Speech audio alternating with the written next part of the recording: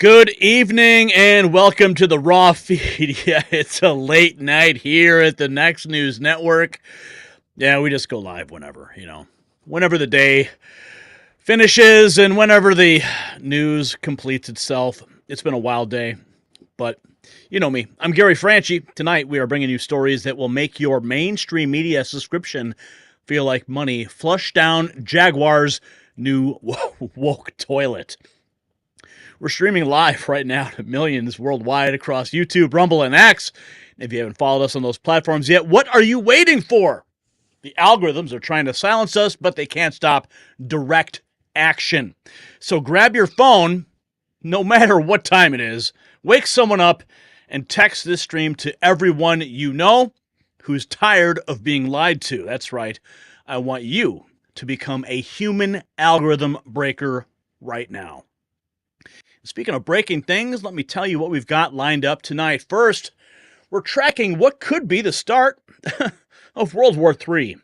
Russia just launched its first ever combat ICBM into Ukraine, while American missiles are striking deep into Russian territory. If you're not worried, well, you're not paying attention.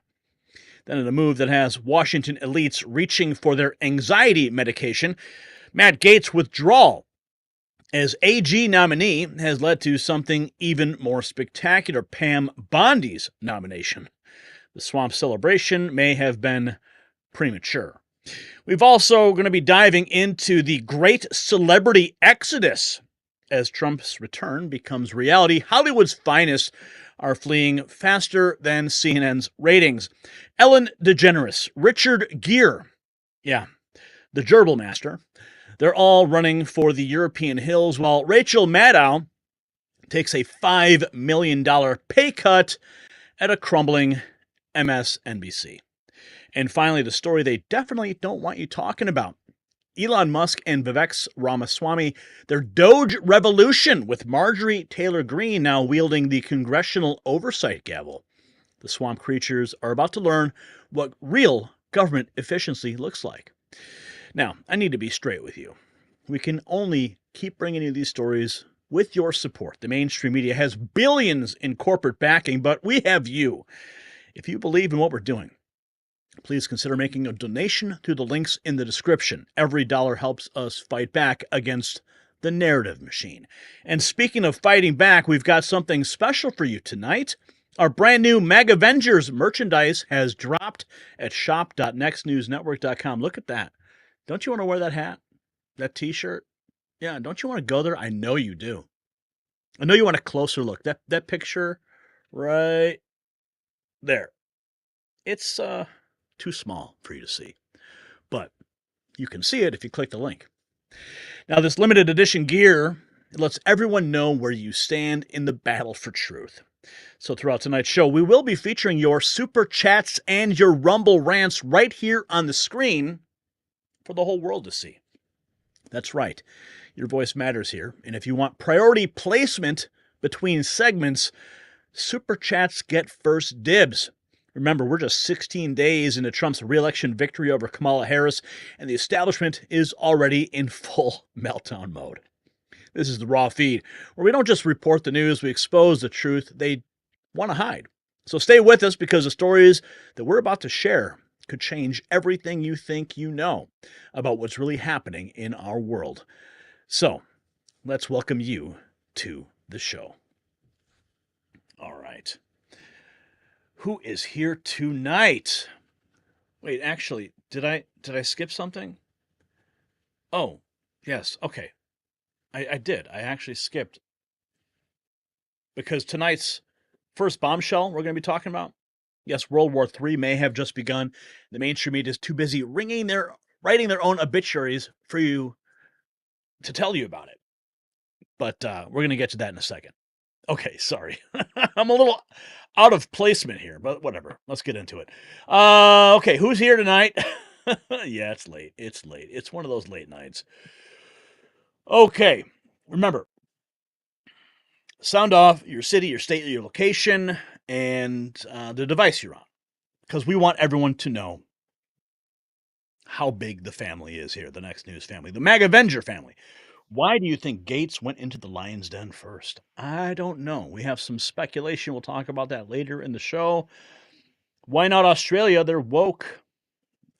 Yeah, they wouldn't go to Australia, right? I have kids in Texas. Putin. Okay, where are we? We got Jason here.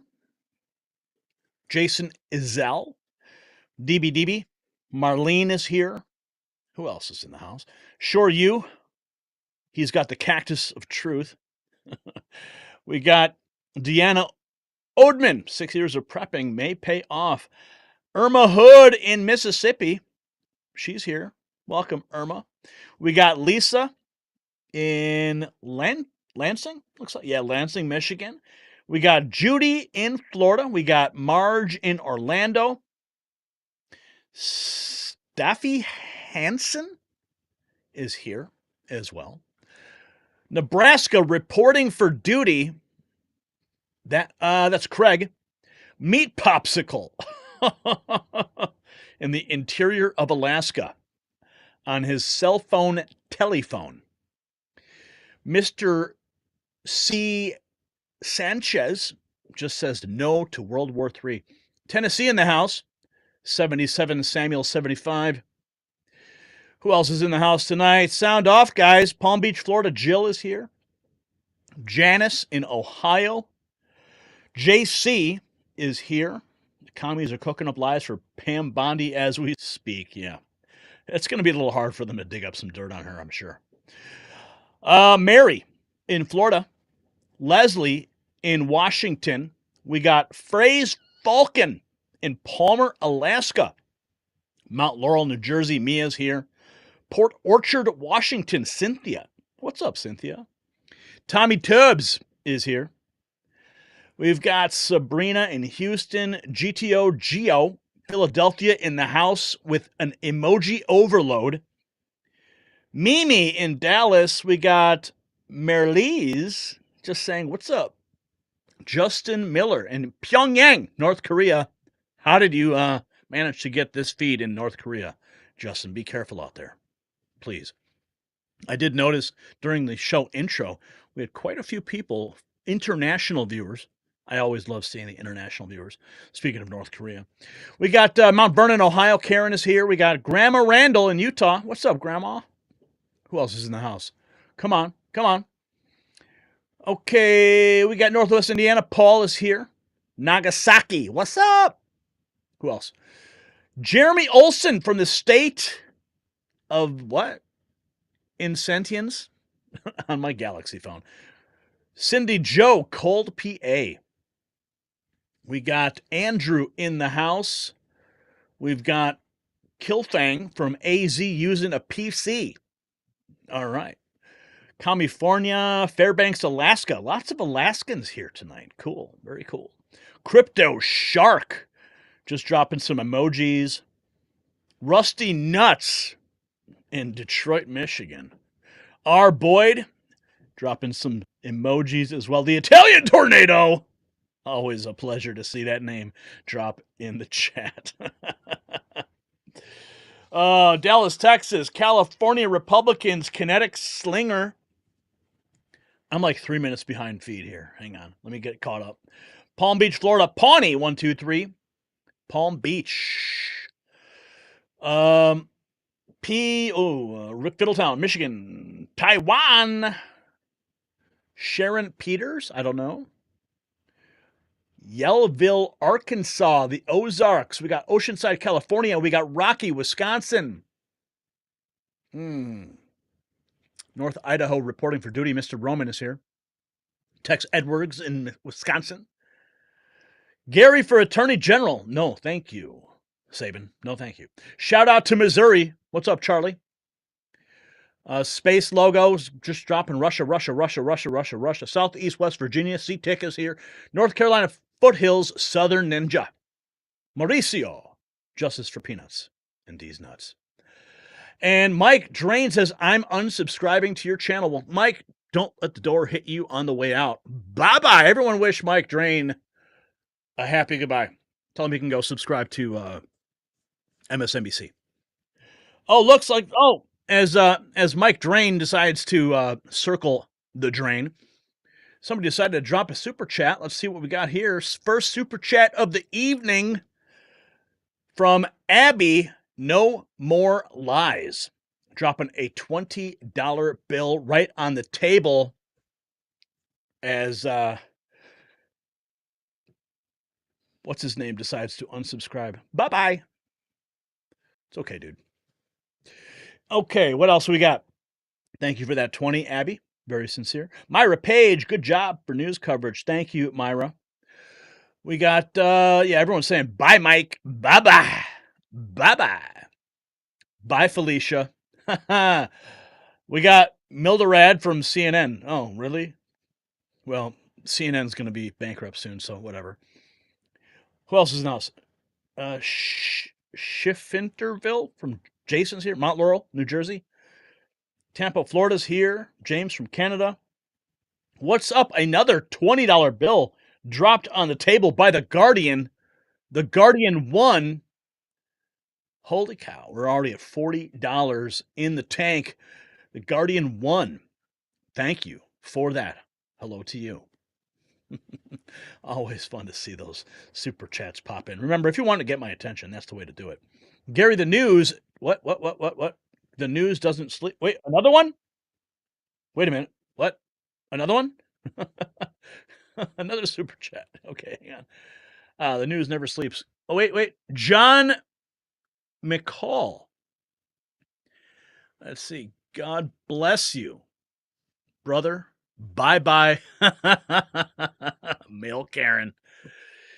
Yeah. Thank you, John. Appreciate that. We are just getting started. It's going to be one of those nights. I can feel it already. Okay. I heard Elon Musk bought Fox for $23 million. I don't know about that, Archangel. Okay. Someone's asking, what?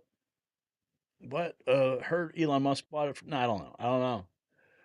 Michael Love just got here. What's going on? Don't tell me they sent nukes. Just woke up with the end of the world dream, so a little paranoid, and this video popped up. Well, I'm sorry, and we do have some interesting news to disclose in our first segment of the night. Yeah, so it's pretty true. Michigan Wolverines. What's up, Mark? Wolverines. Timothy from Richmond, Southwest Missouri is here. James Sari is here. Rainier, Oregon is here. San Jose is here. Elaine from Idaho. Pennsylvania in the house. Mike can help Kami Harris pay off her debts. Yeah, let's just do a reverse troll on Mike Drain all night tonight. All right? He is going to be our whipping boy. I'm unsubscribing. Okay, dude. All right. We got some news to get to. Let's get on with it. Deb's like, bye, Mike. Bye-bye. Okay. No more joking. We got to get some serious stuff out here. Trying to have some fun because it's late and who cares. But we've got some serious news. Got to change the tone here. Let's go, Brian. Here we go. Tonight, we're witnessing what could be the opening salvos of World War III. Russia has just crossed a line that can't be uncrossed, launching an ICBM at Ukraine for the first time in human history. The RS-26 Rubis missile, specifically designed to penetrate NATO defenses, wasn't just an attack, it was a message. While Putin threatens nuclear retaliation for American missiles striking Russian soil, Biden seems more concerned with his afternoon nap than preventing global annihilation. But there's something they're not telling you about these missile strikes. Something that explains why this is happening now, just weeks before Trump returns to office. As tensions rise and the world edges closer to conflict, many Americans are dealing with their own daily battles, chronic pain that feels like a personal war zone. Just as Putin's new missile can penetrate any defense system, Conolidine penetrates pain at its source. This revolutionary drug-free compound works with your body's natural painkillers just as effectively as military-grade precision. While world leaders play their dangerous games, you don't have to suffer through your personal battles. Visit trycono.com/NNN now and discover why over 1 million Americans, including combat vets, trust Conolidine for their pain relief. Thank you for sponsoring this program. All right. This just a couple of hours ago, Russia threatens to attack a new U.S. base in Poland with advanced weapons. Here we go. Russia is escalating tensions, threatening to target a newly opened U.S. missile defense base in Poland with advanced weapons. This comes just hours after reportedly launching an intercontinental ballistic missile at Ukraine. Moscow's warning follows the November 13th opening of Aegis Ashore Base in Rzeszkowo, Poland, a NATO missile shield designated to intercept short to intermediate range missiles. Russian Foreign Minister spokesperson Maria Zakharova condemned the base as destabilizing, adding it to a list of priority targets for destruction if necessary. Poland, however, emphasized that the base is purely defensive and does not house nuclear weapons. Meanwhile, Ukraine reported that Russia launched an intercontinental ballistic missile from Astrakhan on Thursday, targeting the city of Dnipro. This missile launch comes amid heightened tensions after Ukraine struck targets inside Russia using U.S.-supplied missiles earlier this week. Moscow warned such actions could escalate into World War III. Oh, lovely. So that's where we're at right now. Global Eye News. Europe is preparing for World War III. Secret documents revealed Germany has begun making plans for the deployment of 800,000 troops in case Russia invades NATO. A 1,000-page war scenario called Operation Deutschland has now been prepared. Now, here's what's interesting. Russia is threatening to attack a base in Poland. It's almost as if it's like a self-fulfilling prophecy. You see, they've been screaming, oh, Russia is going to expand the war into Poland. But how did we get here? First, NATO expansion. Russia's like, please, guys, back off. No. Let's bring Ukraine into NATO. Please, guys, don't. And then it gets worse from there. And then what happens? We decide to escalate the United States by authorizing long-range strikes into Russia, further expanding the theater of war. So what does Vladimir Putin do? Oh, he launches an ICBM. And now he's threatening to go even deeper. The Department of Defense confirms Russians launch a new missile and provides, this is a tweet from the Department of Defense. And the U.S. provides Ukraine with new tactical weapons. This is your DOD. Russians launch new missile, U.S. provides Ukraine. Like, they are asking for World War III. They're begging for it.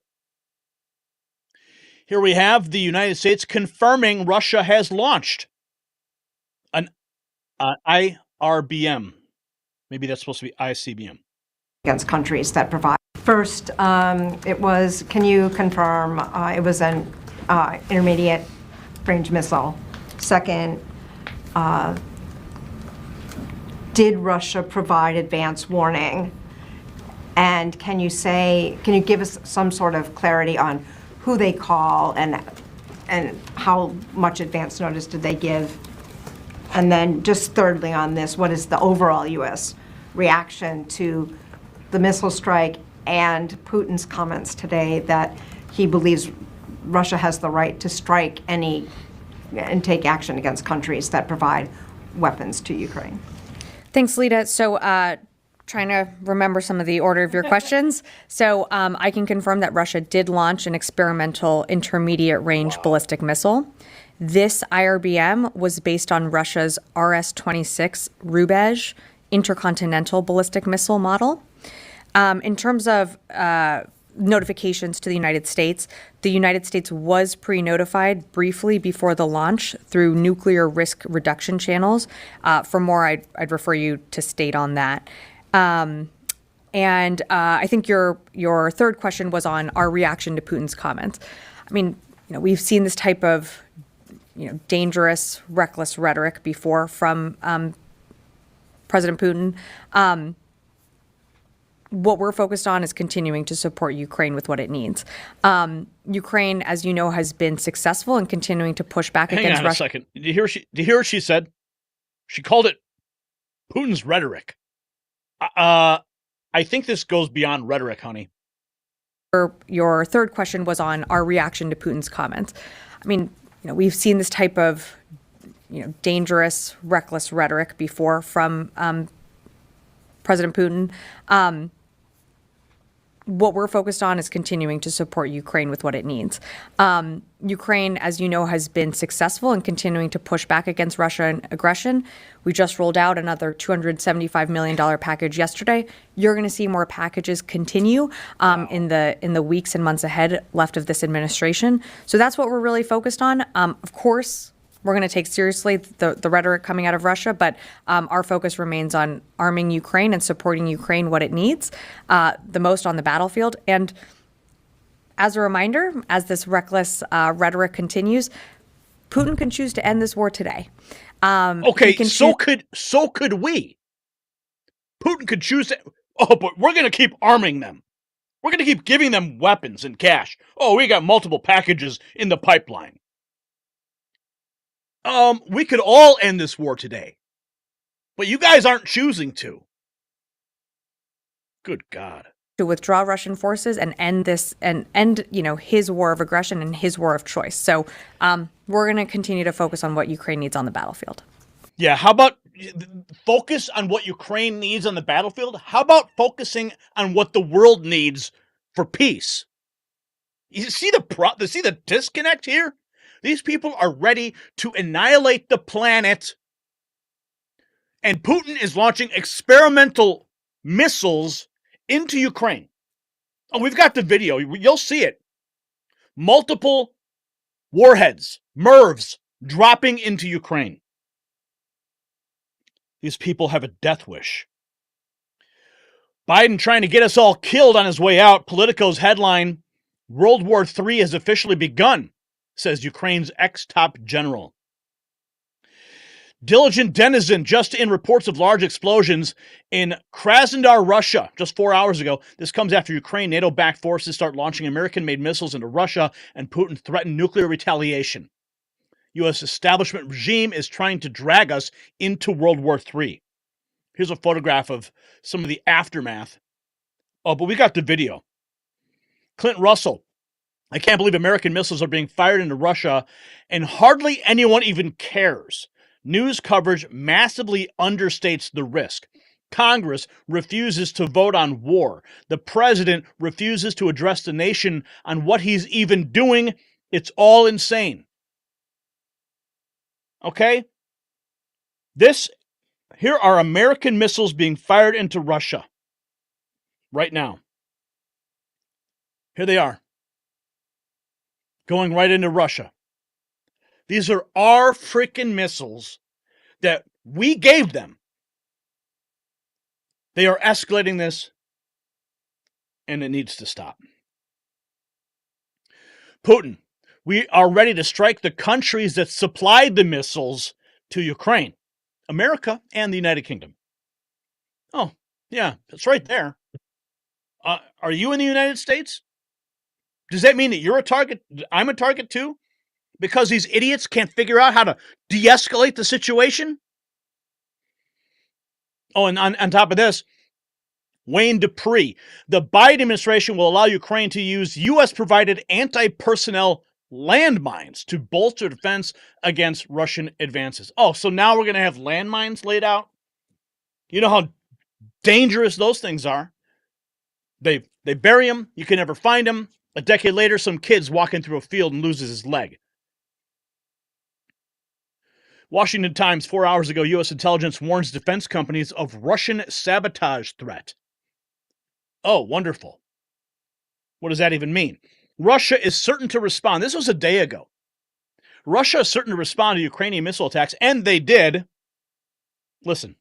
Nobody we avoid until that, in January, nuclear Third World War, if we avoid, nobody could be sure, because Russia will respond for sure if something something important will be touched by the long-range missiles. But if we avoid this nuclear war until January, I think this gang of usurper of power, this criminal junta of United States, of Democrats, usurpers of power will be in prison. If we avoid... Yeah. Oh, I got so much more for you guys tonight. This is just the beginning. BRICS News reports Russian President Putin says we will warn civilians in Ukraine and citizens of other friendly states to leave potential attack zones in advance. Russia is preparing to launch a major missile attack on Ukraine. That was 11 hours ago. Well, we know this to be it happened. Putin responds to escalating tensions, slamming the U.S. for dismantling the 2019 Missile Defense Treaty and testing advanced missile systems globally.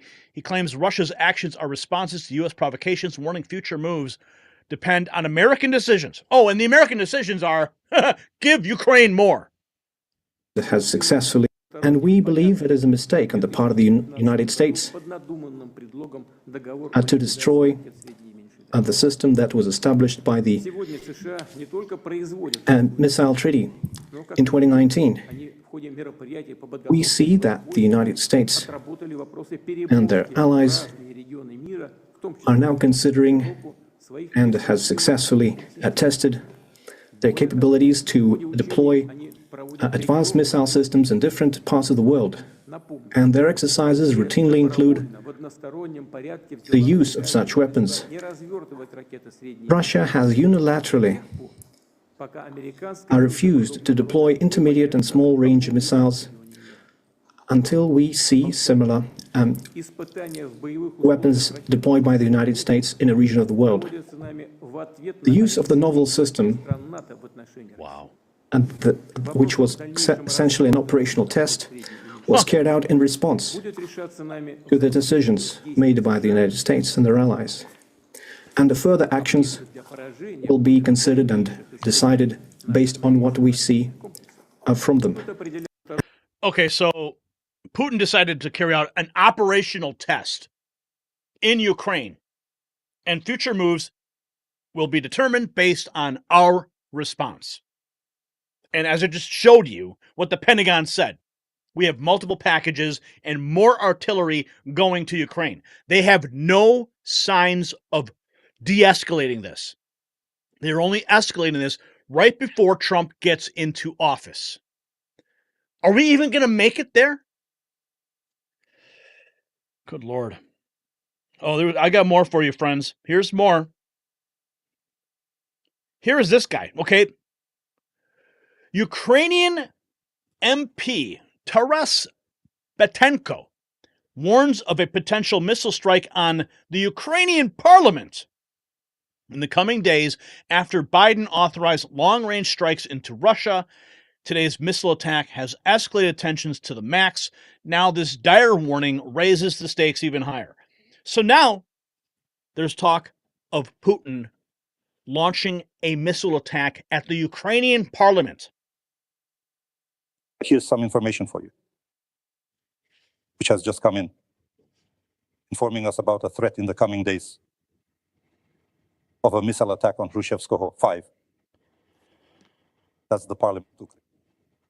Well, we'll see if it happens or not, but I see that Putin has raised the stakes to the max for the Ukrainian population, for the Ukrainian people, and it's clear that Ukraine must respond to this, but not just Ukraine must respond. And besides Ukraine, the international community must respond. Here's some. Yeah, how about the international community respond by saying, hey, everyone, let's just chill out. Let's not bring us to the brink of World War III. Instead, we have continued escalation. These warmongers and these warhawks are just, they can't wait to refill the coffers of the war machine. Here is the footage Drew Hernandez posted 8 hours ago, footage of Russian hypersonic missiles launched against Ukrainian military installations. The launch was clearly to send a message to NATO that Russia is capable of breaching their air defense systems without any problem. Okay, look at how fast those things are going in. Those are unstoppable. And here we have Putin reportedly open to ceasefire discussions with Ukraine if negotiations are led by Trump. See, Donald Trump is the only one who wants to pull us back from the brink of World War III.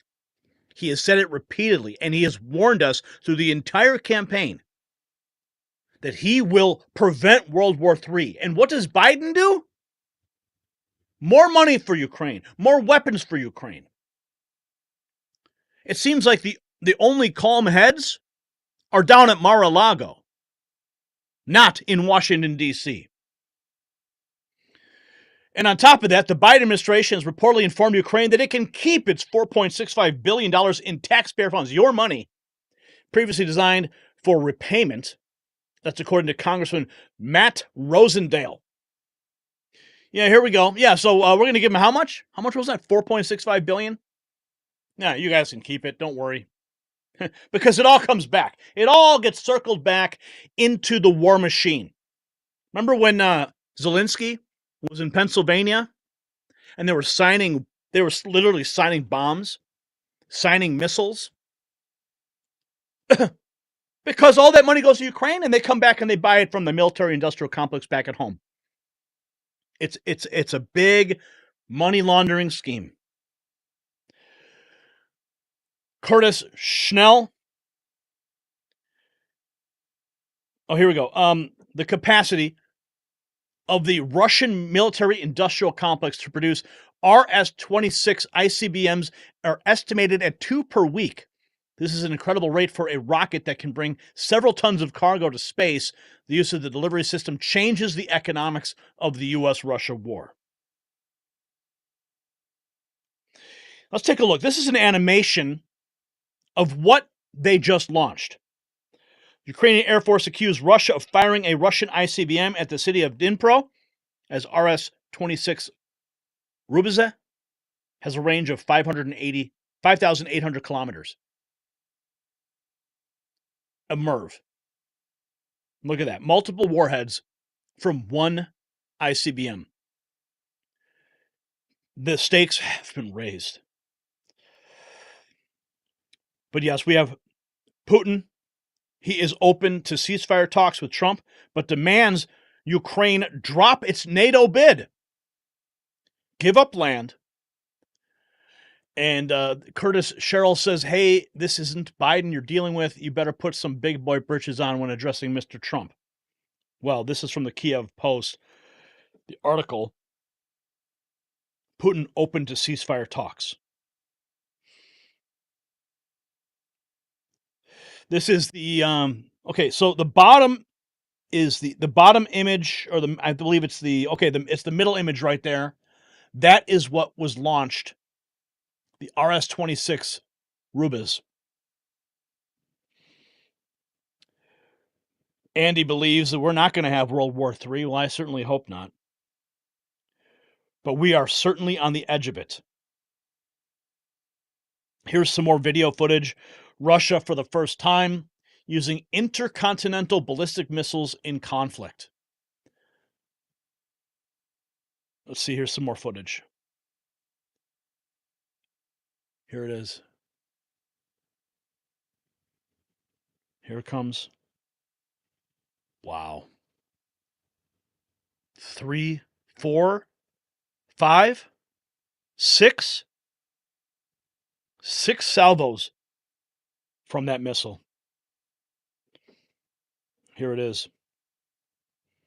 Look at this. This is where we're at, my friends.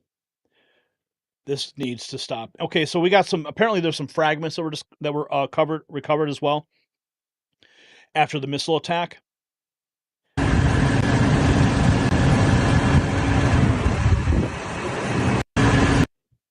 This is the visual of some of the parts of that ICBM that came down. This has never happened before. Clandestine Post, by the looks of it, Putin whipped out a new Russian ICBM that NATO defense systems cannot intercept, but did not attach nuclear payloads to them. Essentially, Putin just showed the West that he has the ability to destroy them if they keep provoking him. It was a warning. Putin just exercised extreme restraint while also showing Ukraine, NATO, that they are outgunned. This should be front page news on every outlet, but for some reason it's not. Perhaps it's because the situation does not fit their narrative that Putin is this Hitler-esque loose cannon who wants to conquer the world. Putin is showing restraint. He wants diplomacy, not nuclear war, but the West continue to poke the bear. We cannot wait until January 20th. We need Trump in office right now. Here is Ukrainian Air Force officially claims the ICBM strike. According to their air defense statement, Ukraine Air Force claims the country was targeted by a Russian ICBM on the morning of November 21st. So this is, good God, I can't believe I'm even reporting this stuff. You sure? You sure? I'll tell you what.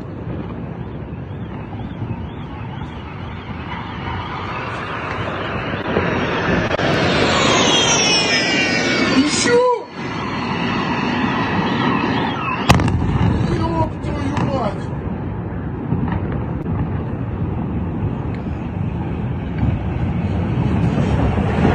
You sure?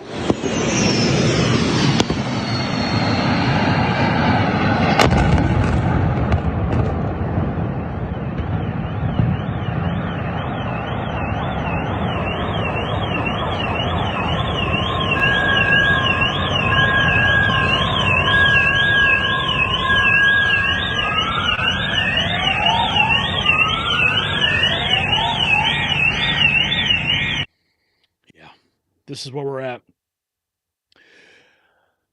Update. Does Joe Biden know he's even starting World War III with Russia? He looks lost. Russia launched an ICBM 48 hours after Joe Biden gives the green light for Ukraine to use long-range missiles to strike deep into Russian territory. Is he trying to start World War III before Trump gets in office? Here's Joe.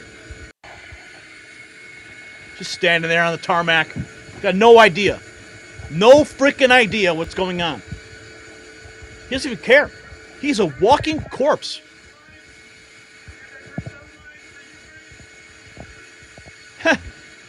He's laughing. Did you authorize... I mean, look at this guy. Did you authorize anti-personnel mines? Do you approve of anti-missile mines? And he laughs. Oh my goodness. These people. Unreal. Yeah. That's the next image we'll be reporting on. I certainly hope not. My goodness. Russia's officially started using intercontinental ballistic missiles in retaliation for Ukraine using U.S.-provided long-range missiles. The Democrats will do anything to get us into World War III before Trump takes office. Here's more. This looks like... I have a picture here, and I should be able to get it. And it shows the clear delineation of these independent warheads. This is where we're at, folks. Oh, here it is. This is the picture. You can see each one of these warheads coming down. Now, I don't know how many of these ICBMs were actually launched. Not sure if it was one, if it was two. But we saw, like, what? How many did we count? 5? 5 salvos from at least perhaps one shot. Oh, my Lord. Ukrainians post online showing parts of what is said to be the Russian ICBM.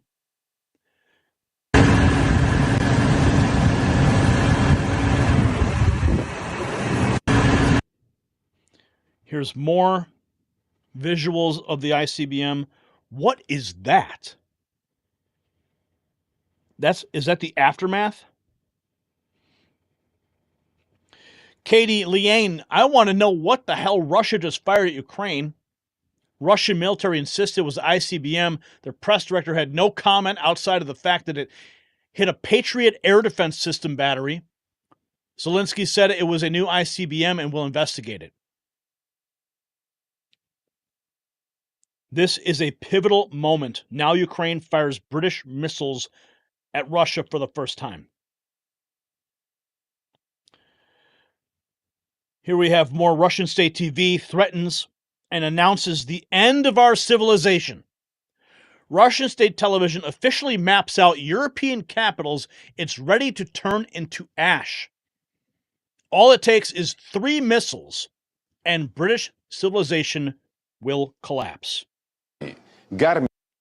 It's not difficult to assume the geography of the response if the White House's short press release becomes a reality. All European capitals are under threat of our missiles. Stand up in Kaliningrad, Berlin, Warsaw, all the Baltics, Paris, Bucharest, Prague, and of course, American bases in Germany, Garmash, whatever that is, barracks, Spanglenheim, Ramstein will all pay special attention to Britain as our traditional enemy, as a significant part of the Northern Fleet will work against it. Under attack, Washington puts not only London, but Manchester, Birmingham, and the largest naval base in Davenport, Clinton, Scotland, where the King stores nuclear missiles, Trident, the port of Sheerness, Chatham Dockyard in the county of Kent, Britain. In its most vulnerable, basically all it takes is 3 missiles and the civilization will collapse. Wonderful. That's Russian state TV.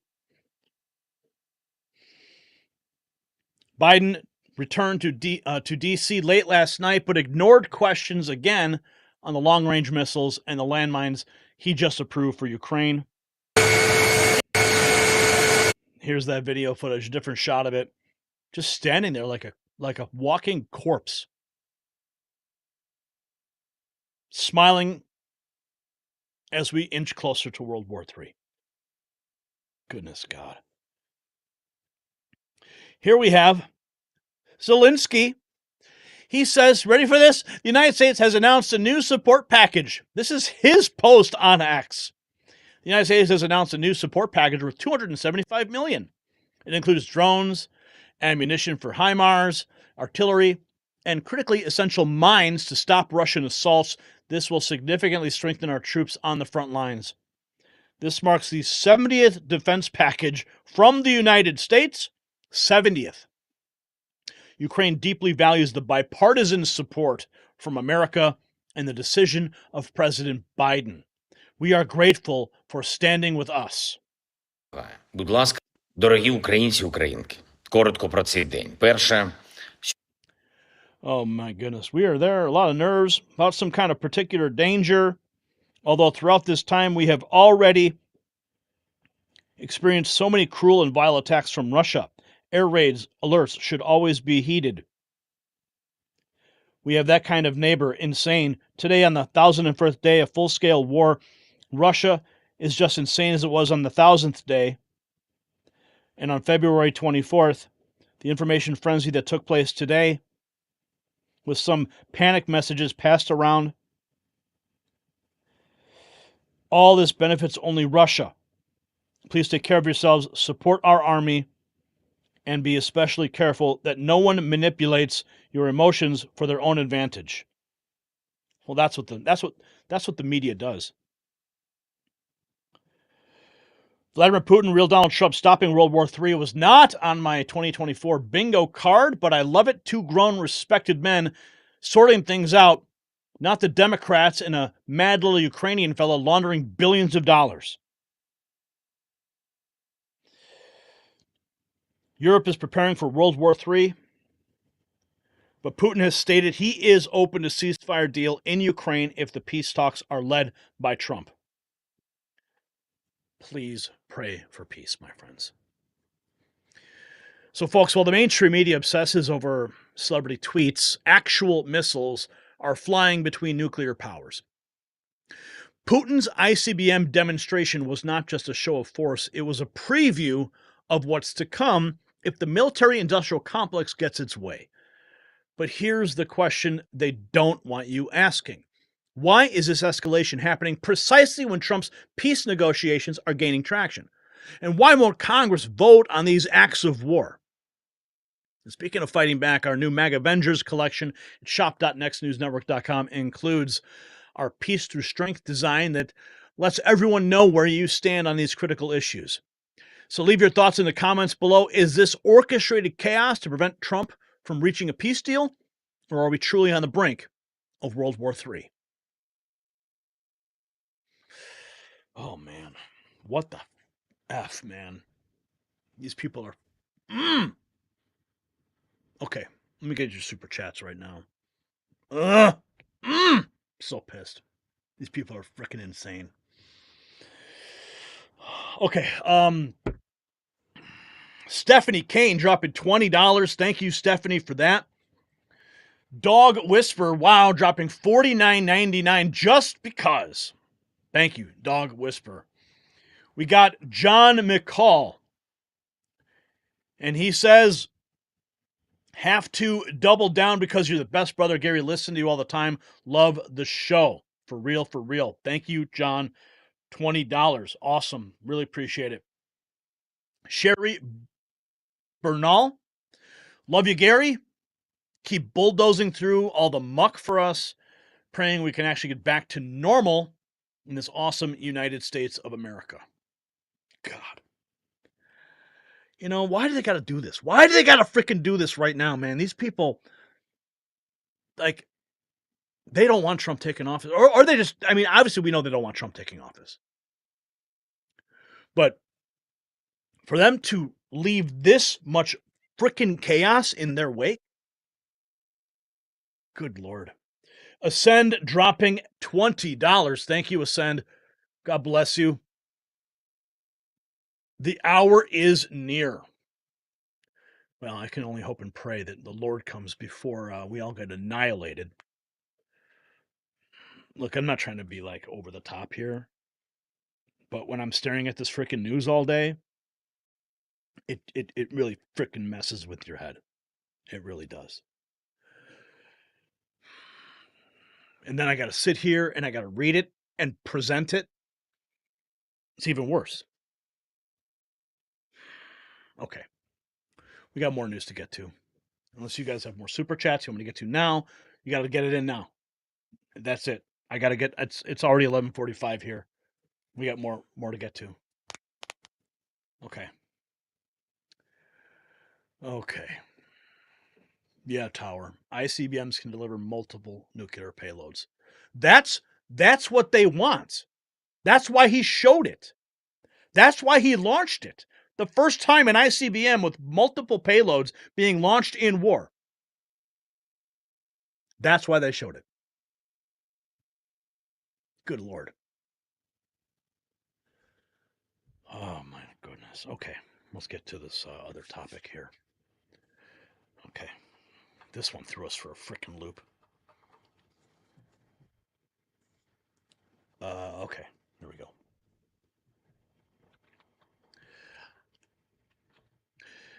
What the mainstream media is calling a setback might just be the most brilliant political chess move we've seen in decades.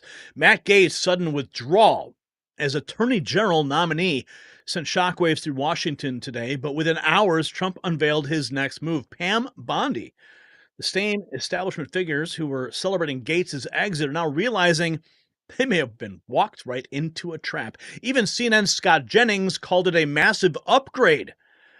But there's something much bigger happening here. Something the political elite doesn't want you to understand about why this switch happened exactly when it did. And just as Trump knows the importance of strength in leadership, you know the importance of personal strength. But like the attacks on our political system, your testosterone levels are under constant assault. That's why Sculpt Nation created Test Boost Max, designed specifically for men who refuse to back down.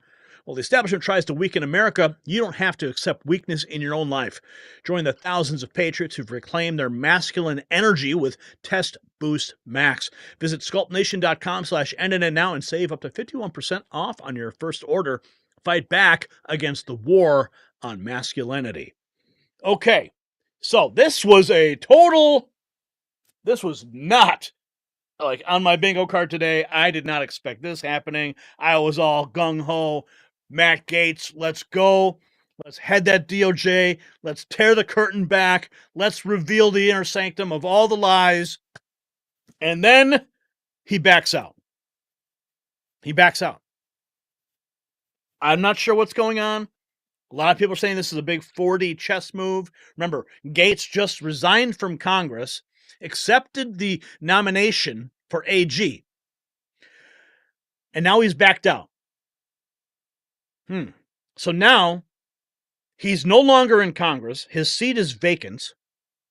So that seat has to be appointed. What happens next? Well, let's take a look at what they just said. President Trump's AG nominee, now Pam Bondi, they're saying we'll deliver a return to normalcy. Let's listen. Crisis. I think that a major part of this vote was a rejection of this lawfare weaponization. The American people are fair-minded people who want a justice system that reflects integrity, not targeting political opponents to get them out of the election, to use some means other than the ballot. We need a return to normalcy here. This has been the most politicized Department of Justice that I've ever seen, and that's shocking coming from Judge Garland. But when he tried to invoke privilege, for example, on the Robert Hur Biden tape, it's absolutely outrageous for a person to do that. Everything has been politicized. I want to tell you one other thing, though, to tie in with what Katie said. We shouldn't forget that Attorney General Bondi has also fought very hard against the opioid crisis. So she understands the link between health and criminal activity and all of that. So that's another big plus, I think. President Trump, Matt Gaetz responding, he says, Pam Bondi is a stellar selection by President Trump for Attorney General. Pam and I worked closely together when she was Florida's Attorney General, and I chaired criminal justice in the state house. She's a proven litigator, an inspiring leader, and a champion for all. And here's the news as it broke. The United States. Breaking tonight, a lot happening during this show. Just announced, the president-elect has selected Pam Bondi as the next Attorney General of the United States. I'll read from this announcement from the president-elect. I'm proud to announce former Attorney General of the great state of Florida, Pam Bondi, as our next Attorney General of the United States. Pam was a prosecutor for nearly 20 years, where she was very tough on violent criminals and made the streets safe for Florida families. Then, as Florida's first female Attorney General, she worked to stop the trafficking of deadly drugs and reduce the tragedy of fentanyl overdoses deaths, which have destroyed many families in our country. She did such an incredible job that I asked her to serve as our Opioid and Drug Abuse Commission. During my first term, we saved many lives. Again, he goes on to say she's smart and tough and is America's first fighter who will do a terrific job as Attorney General. Again, Pam Bondi from Florida, the next nominee for President-elect Trump, who obviously saw today that Matt Gaetz pulled his name from nomination as the votes were not there on Capitol Hill in the Senate for Matt Gaetz as Attorney General. Pam Bondi, now the name that. Okay, but the votes weren't there. But what if there were recess appointments? I mean, you don't need votes. Why are we playing this game? I don't understand. Mags says, okay, 4D chess happened here, not 100%, but Gaetz knew this was going to happen. Slightly offensive reporting, Gaetz out, Trump picks new Attorney General. Trump has picked former Attorney General of Florida, Pam Bondi, as Attorney General. Vigilant Fox. CNN's Scott Jennings calls Trump's new AG pick, Pam Bondi, a massive upgrade. Let's listen. Real process. Is this just a confirmation that would essentially sail through, Scott, or not? Well, I don't think you could consider anybody, just they're going to sail without any kind of real process. She's going to have to go through a process like everybody else. But I can tell you, this is a massive upgrade. I've talked to a couple people up on the Hill already. There's a sigh of relief that now we have somebody here, two-term AG, strong record on drug enforcement and opioid issues, a total hawk on immigration, politically supportive of Trump, obviously. I don't know a Republican in the country who doesn't love Pam Bondi. So you were starting with Gaetz, a nominee who was underwater significantly to start and was going to always be hard to get to the surface. Mm-hmm. With Bondi, I do think you're starting above water. And as long as she performs in her hearings, and look, this is somebody who's been through 2 elections in a really big state. And so a lot of public vetting of her has gone on already. So I think this is a great move by Trump to be pragmatic and tell Gaetz to get out. and a really good move to go with Bondi. This is not a shaky limb. This is a sturdy branch he's going with for AG here. Wow. Totally unexpected today. Here's Roger Stone congratulating her. Pam was a great Attorney General of Florida. She'll be a great Attorney General of the United States. I'm confident she will clean out the nest of corruption at our currently politicized DOJ. There's Roger Stone and Pam Bondi.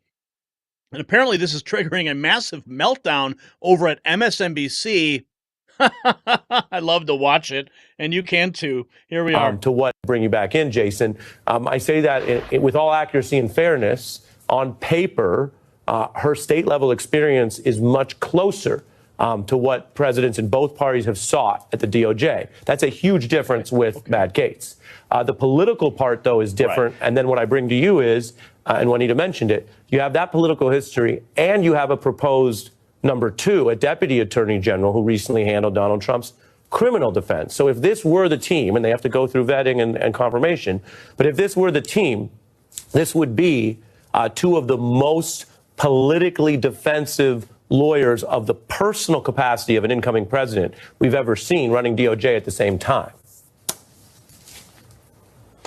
All right, I completely agree. And quite frankly, my thought is that after Gaetz dropped out, it would be essentially somebody from Trump's legal team. It would be like a Jay Sekulow or somebody like that. I assume that's where he would get these people from. Unlike William Barr, even going back to when we were all kids and like Janet Reno, right? Occasionally attorney generals try to behave like they are not the personal lawyer of the president of the United States. That is completely out the window. Pam Bondi is exactly what I was saying in the last segment that we should all fear, because she's competent. We may not agree with her ideologically, but she actually knows how to do this job. So if anyone on the Democratic side or anyone who cared about liberty or justice was thinking, well, maybe Matt Gaetz will screw this up and that'll give us some time. No, Pam Bondi knows what she's doing. She knows what she's doing about immigration. Remember, Florida is one of those states that's been very aggressive about migrants and deportation and moving people to different states and everything else like that. Florida has enacted all sorts of rules and laws to curtail students and what they can do on campuses and finding legal justifications for manipulating education money. She is a dangerous and effective pick, and that's frankly worse than what we would have got with Matt Gaetz, even with the deplorable moral background that he has. Wow. Oh yeah. So Owen Schroyer posted this today. We'll get to that in a second. But Adam Lowitz, a friend of mine, he says, as I predicted, Matt Gaetz was going to be the most difficult appointment for Trump to get through. Matt is a very competent person who would have got the job done, but unfortunately controversies surrounding him, whether warranted or not, were a drag on his appointment. Let's hear Owen Schroyer's take. Well, folks, there you have it. It didn't take John Thune very long to show his true colors as the Senate Majority Leader, did it? Now, I said I was willing to give him a chance. I predicted that this would be the case, but his chance is over. He's blown it. Make no mistake about it. The reason why Matt Gaetz is dropping out of the Attorney General consideration is because John Thune refuses to rally the Republicans in the Senate that will have the majority to get Matt Gaetz confirmed. So John Thune gets an F as the Senate Majority Leader, and I doubt he will do anything to change that in the future.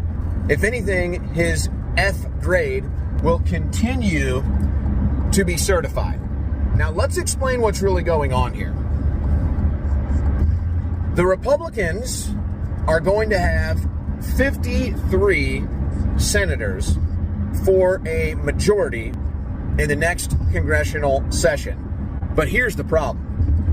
They actually don't have 53 and that majority because Susan Collins and Lisa Murkowski have made it clear with their comments this week, and I'm guessing their comments behind the scenes, that they are not going to be on the Trump agenda, and they used their Senate votes and the power of their votes to influence John Thune and Matt Gaetz to drop out of the Senate race, the Attorney General consideration. So no, Republicans don't have a 53 majority in the Senate. they have a 50. John Thune is not with the Trump agenda, and Susan Collins and Lisa Murkowski are clearly going to be against the Trump agenda. So that 53-seat majority has quickly been whittled down to 50, and we haven't even started the next Congress yet. This is the reality of the situation. John Thune is responsible for not confirming Matt Gaetz. Now, whatever's going on with the claims, the allegations against Matt Gaetz weren't even enough for the Biden DOJ to go after him for charges.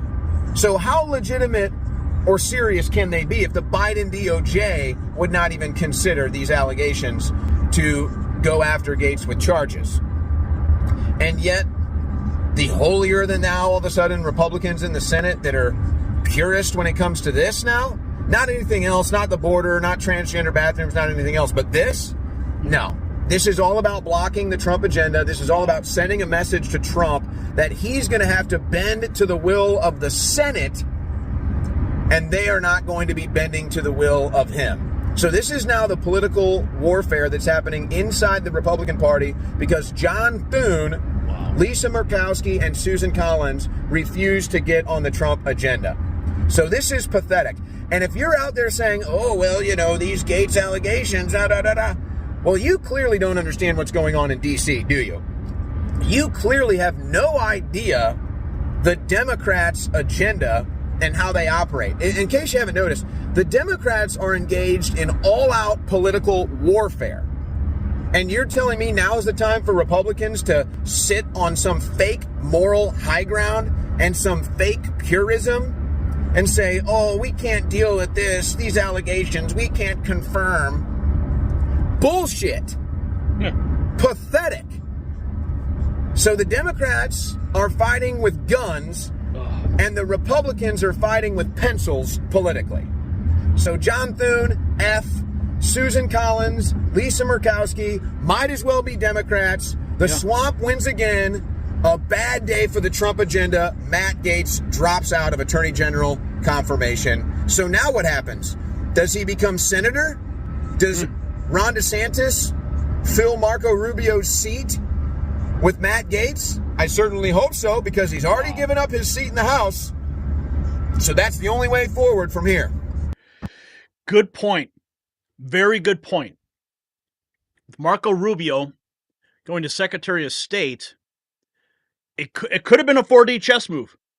The whole thing. Give Gaetz a reason to resign from Congress. Put him in the AG role. Oh, I guess we're going to back out of the AG role. And now we're going to put Pam Bondi in there, and that Senate seat is open. That's a serious 4D chess move. To just automatically transplant Gaetz from the House of Representatives to the Senate. Oh, man, wouldn't that be something? Oh, that would just put them all on notice. Let's see here. Where is... okay, we have this one here. Segeza Eterna. What did they threaten him with? Who threatened him? Did they threaten his family? We must get to the bottom of this. Well, I mean, it could be this 4D chess move. It certainly could be. Who's up for Trump's AG post? Well, now we know Pam Bondi. 12 hours ago, Matt Gaetz said, I had excellent meetings with senators yesterday. I appreciate their thoughtful feedback and the incredible support of so many. While the momentum was strong, it is clear that my confirmation was unfairly becoming a distraction to the critical work of the Trump-Vance administration. Leading report states that it was Mitch McConnell, Lisa Murkowski, John Curtis, and Susan Collins who did not have the support behind Gaetz. J.D. Vance posting this 9 hours ago. I'm extremely grateful for the work Matt put into the nomination process. He made his decision to withdraw entirely out of respect for President Trump's administration. Matt is a patriot, and I look forward to seeing what he does next. What do you know, Vance? What do you know? I mean, could this all have been just like totally calculated to put Gaetz in the Senate? It certainly could be. Let's listen to what Steve Bannon had to say on this matter. One of those guys with the. If we are where we are now, what is the future then for the AG pick? We know that you've weighed in very heavily for Matt. I think that Matt Gaetz would be a fantastic AG. He's withdrawn himself. That's obviously his right to do. And so MAGA's got to step back, and we certainly need someone. Look, we need someone in this mold. We need someone. Okay, so obviously this was broadcast before Pam Bondi, but let's listen to what Bannon has to say. Going to take the fight to them. I don't need some establishment Bill Barr type lawyer coming in here. Look, this came down to you had a couple of establishment guys that had run big law firms that I think President Trump had confidence in. None of those guys were the fire breathers. You had Bob Gifford and Jay Clayton, who were publicly announced. They're both terrific lawyers. Both have run Sullivan and Cromwell. The president knows them very well. They are, they are one aspect and kind of one line of work. Then you had the state AGs led by Andrew Bailey, and Bailey is still, obviously shortlisted for potentially the FBI director. And then I think you've got to look. I think there's a couple other, what I would say, kind of fighter. No one's in the class of Matt Gaetz. I mean, he's uniquely qualified to do this, and we just have to understand. You're not going to get Gaetz. That doesn't mean Gaetz can't be named as a special prosecutor on something. Gaetz can't have some role going forward, so people shouldn't despair totally. But I think maybe you got to look at the House and maybe look at the Senate. Some people that are out there in private practice, you got to get a fighter. And there's a couple of fighters out there. No one at the level of Gaetz. No one can deliver the punch of Gaetz. No one has the strategic vision of Gaetz. But we are where we are. I think this person really ought to be not just vetted, but I think more importantly, they've got to be in sync with the president and where he wants to go with the Department of Justice, and particularly Maine. Well, I think we know now exactly what it is. I mean, obviously, Pam Bondi was the choice. Malcolm Flex posting this. The Matt Gaetz decision to resign from being appointed as AG has all the makings of an art of the deal, big ask type situation. Lots of intel on the snakes in the Senate has been gained. If he had been allowed to go through, that'd be perfect, but we have options. Let's listen to what this guy has to say. Not motivated by hidden business agendas, but more so idealistically driven by, let's say, making America great again. Let's call that an ideology. Maybe we didn't get that guy, but we got a couple of things out of this. Number one, Matt Gaetz said that he had a call with a couple of senators. Those senators said he was being a distraction. He can now name names, and don't think that he hasn't passed those names on to Trump, because a big thorn in the side of the agenda is currently the Senate. So I wonder what moves are going to be made and who's outed themselves. We've already seen people like Josh Hawley fully out themselves as, I'm not going to say necessarily swamp creatures, but having conflicting interests. So who else is in that camp? Who else made a call? So we know that.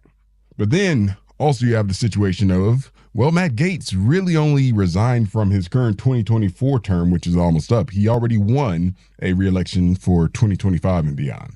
So he can just start resuming his term there. That's sort of a, we didn't really gain much other than intel. But then you also have the idea of possibly Matt Gaetz being appointed to the Senate, which would actually be a great gain because right now our current problem is the Senate. So if you appoint Matt Gaetz to the Senate, now he can be a thorn in the side of those troublesome senators. And while, yes, one senator is not going to move the needle, getting Rubio out there and into a fireable position was a great move, and getting Matt Gaetz to fill his vacancy and then maybe moving another young up-and-comer into what was Matt Gaetz's seat. Wow. Maybe we are, maybe we gained something. I just want to put it out there, though. The point here is that Matt Gaetz was the big ask. Now we're going to settle down to earth on our real demands.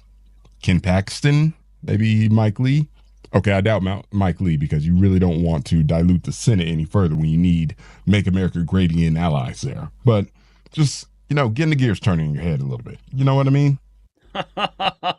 Everyone's saying it right now. Everyone's saying it. Oh, and remember Ronna Romney McDaniel? Yeah, well, she works for CNN now. Perfect landing spot for her. She went on CNN to celebrate Matt Gaetz withdrawing.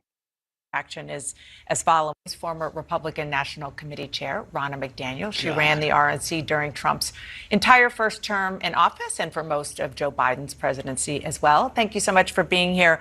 I want to, before I get your reaction, read to you and to our viewers what Donald Trump just said. His reaction is as following. I greatly appreciate the recent efforts of Matt Gaetz in seeking approval to be Attorney General. He was doing very well, but at the same time did not want to be a distraction for the administration, for which he has much respect. Matt has a wonderful future, and I look forward to watching all of the great things he will do.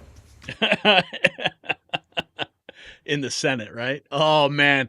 Oh, if he lands in the Senate, folks, oh, brilliant move. Brilliant move. What's your reaction to just, first of all, just the withdrawal? I think the numbers weren't there. He came here, he met with senators, they started doing the math. It was becoming a distraction. This was dominating the news. We were seeing the drip, drip, drip. And he did what I think is the right thing. He put his loyalty to the president first. He said, I don't want to be a distraction to this administration and getting the work done that President Trump needs to get done, and I'm going to withdraw my name. And I think a lot of people agree with this decision. Okay, there was talk of having Laura Trump take Rubio's seat, but I could easily see how they could draw a line back to Trump, it being some sort of nepotistic move. But what we're witnessing now,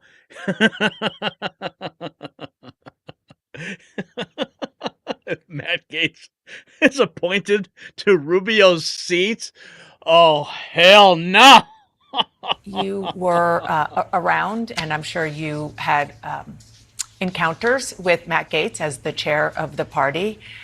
Just kind of taking a step back, the idea that he made some enemies in the House where he served and the United States Senate. How did that play into this? Yeah, I think it was hard for some of these senators and others. You know, he trolled them. He went after them. He wasn't going to win a congeniality contest. And then suddenly he's in a position where he's saying, I need your support and I need your vote. The one thing I can say about Matt Gaetz is he is unequivocally loyal to Donald Trump. And he always has been. He's been steadfast. And I think President Trump has said often the biggest mistake he felt he made in that first term was Jeff Sessions. I've heard him say it was my mistake 1 through 10. So this position is very important to him. And to have an attorney general who's going to be loyal, who's going to have his back, who's going to understand what President Trump wants to get done is critical. Matt Gaetz fit that mold, but he found himself in a position where he couldn't get the votes. I want to broaden it out a little beyond. Well, maybe that was all intentional. Maybe they knew it. Maybe the whole long game here was to put him in the Senate. Oh man, I want to see that so bad. Gaetz, several of his picks have faced or are facing sexual assault or misconduct allegations. Pete Hegseth is dealing with this right now. RFK Jr., one of his top allies, Elon Musk, was sued by former employees who claimed that they were fired for raising concerns about sexual harassment at his company, SpaceX. What do you make of that common thread? What do I make of it? These are common attack vectors from the left that they always employ. Okay, remember Kavanaugh. That's all I got to say. Remember Kavanaugh.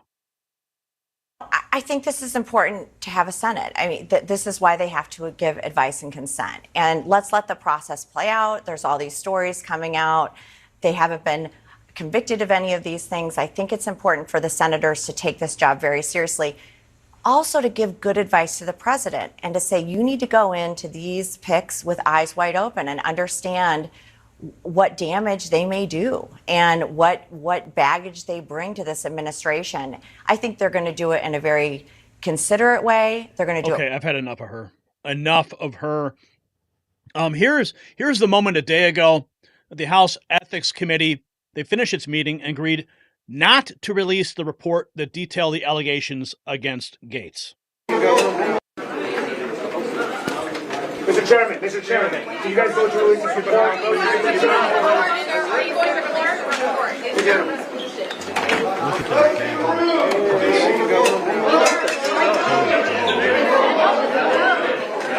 Look at all those people. All that press just foaming at the mouth to take out Matt Gaetz, to be the first to report. Here is when the news broke. Is stepping down from his nomination to Attorney General of the United States.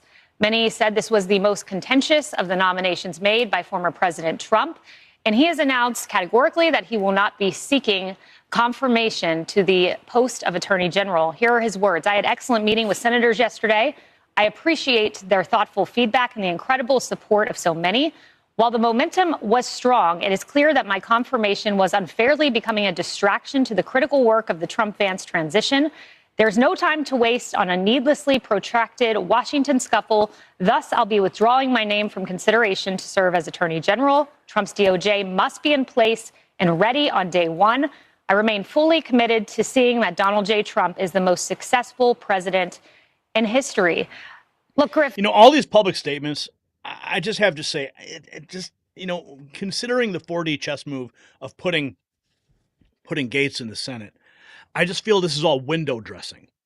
I mean, if this actually comes to pass, with Gaetz going in the Senate, all these, you know, fancy messages are just window dressing. And the press eats it up.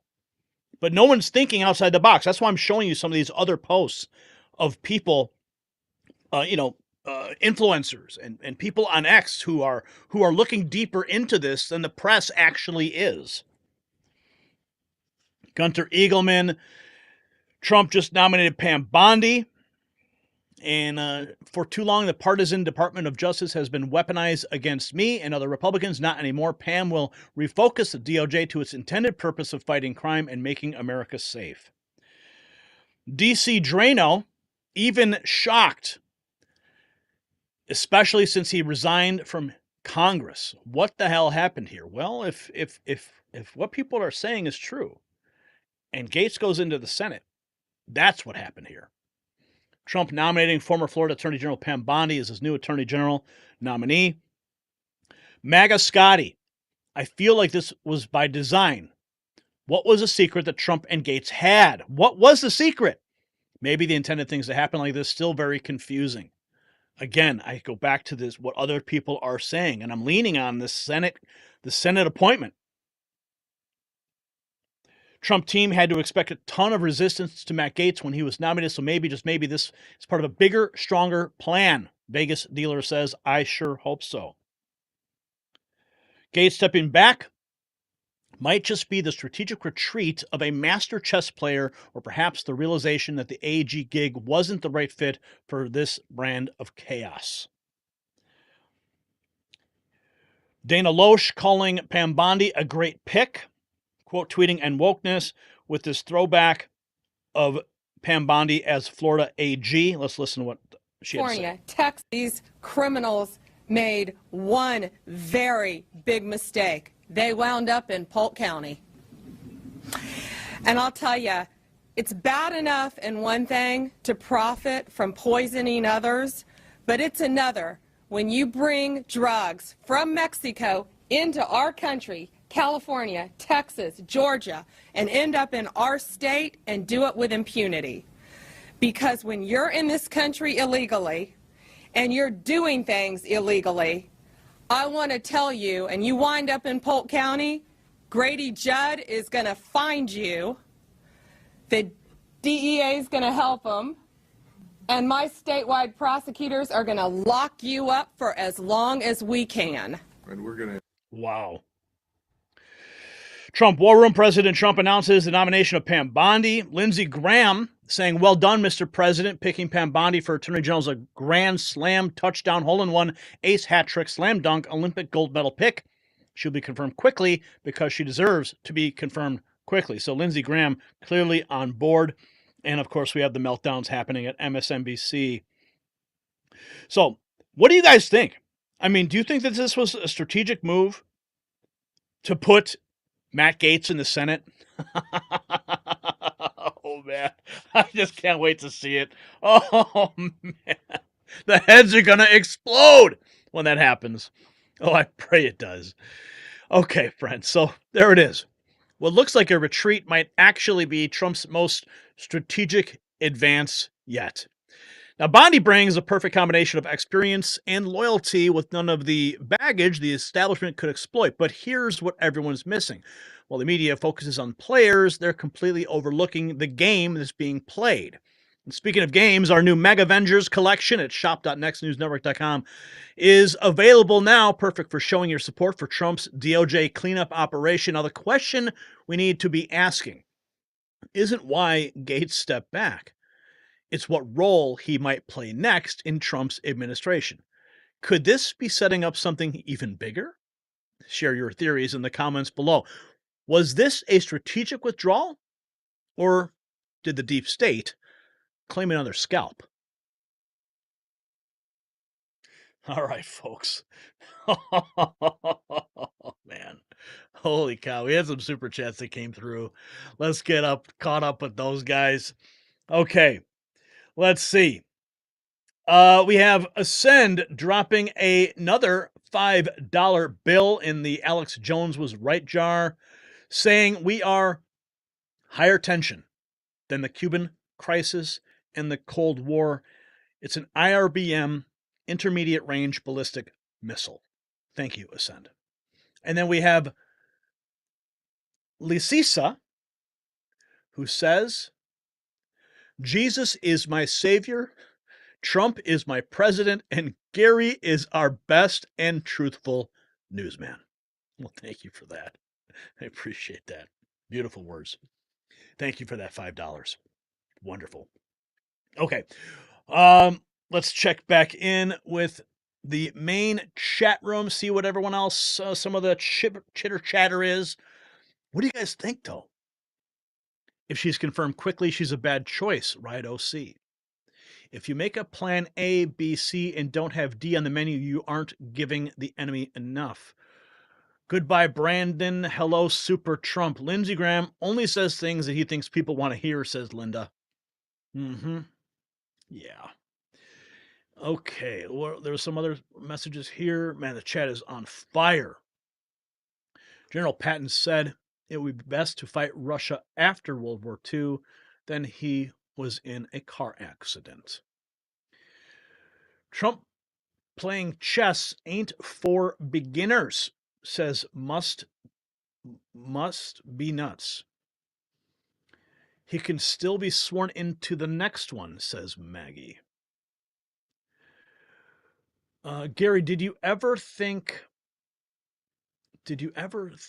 copters in D.C., contingency of government, but making it look like it was Trump related? Huh. I don't know. Okay, let's get in. Was there another super chat? Did I miss it? I think I saw one. Maybe I didn't. Okay. All right, let's get to our third topic of the night. Yeah. This one is just plain ridiculous. It really is. It so is. Okay.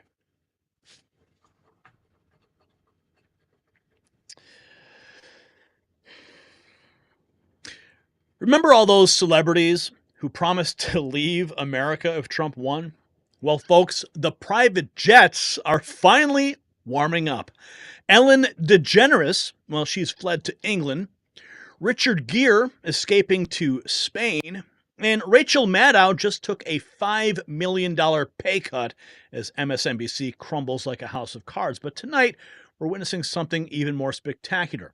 The complete implosion of woke media empires and corporate America's latest, well, their latest note. Jaguar, you hear about this? Their new logo? A luxury car brand that forgot it's supposed to be selling cars and not virtue signal. Yeah, you can't make this stuff up. But more importantly, you won't hear this anywhere else. And while Hollywood elites run away from America, Chuck Norris is standing strong, and at 83, he's more energetic than these fleeing celebrities half his age. So what is his secret? Well, it's not a private jet to Europe or a $30 million MSNBC contract. No. Chuck has discovered a simple, natural way to maintain his legendary strength and stamina, and now he's sharing it with fellow patriots. In his exclusive video, it's linked below, Chuck reveals the truth about staying powerful at any age. Visit chuckdefense.com/next to learn the secret that has the Hollywood establishment in panic mode. All right, we've got a lot of crazy to get to in this one. Yeah, this is a potpourri of madness out of Hollywood. Ultra MAGA Kevin asked the question, should Elon Musk buy Comcast and turn it into a real cable news network to save American media from collapsing? Great question. I would love to see Elon Musk buy MSNBC, but the truth is X is 10 times more powerful than MSNBC. But if he bought it, maybe just be a little side project, right? He could put all of his favorite influencers from X, yours truly, put us up there, right? The article from the New York Post really didn't indicate what the entire shakeup at Comcast will be regarding MSNBC and such, but I will say this, an MSNBC rebrand. MSNBC staffers in a panic as NBC parent Comcast plans to spin off the channel and possibly even change its name. Yeah, MSNBC is dying. I mean, the ratings are crashing faster than Nielsen can keep up with them. After the election, I mean, look, all their viewers, they lied to their viewers for years. I mean, we've noticed it, we've watched it, we've cataloged it, we've reported it. But the real people, the real victims here are the MSNBC viewers who put faith in that channel, put faith in all those talking heads. While they're running around screaming that Donald Trump is a fascist and he's literally Hitler, but then you have Mika and Joe going down to Mar-a-Lago to kiss the ring. I mean, the hypocrisy is there for everyone to see, and the people, the viewers, they see it, and they're like, we're done with this channel.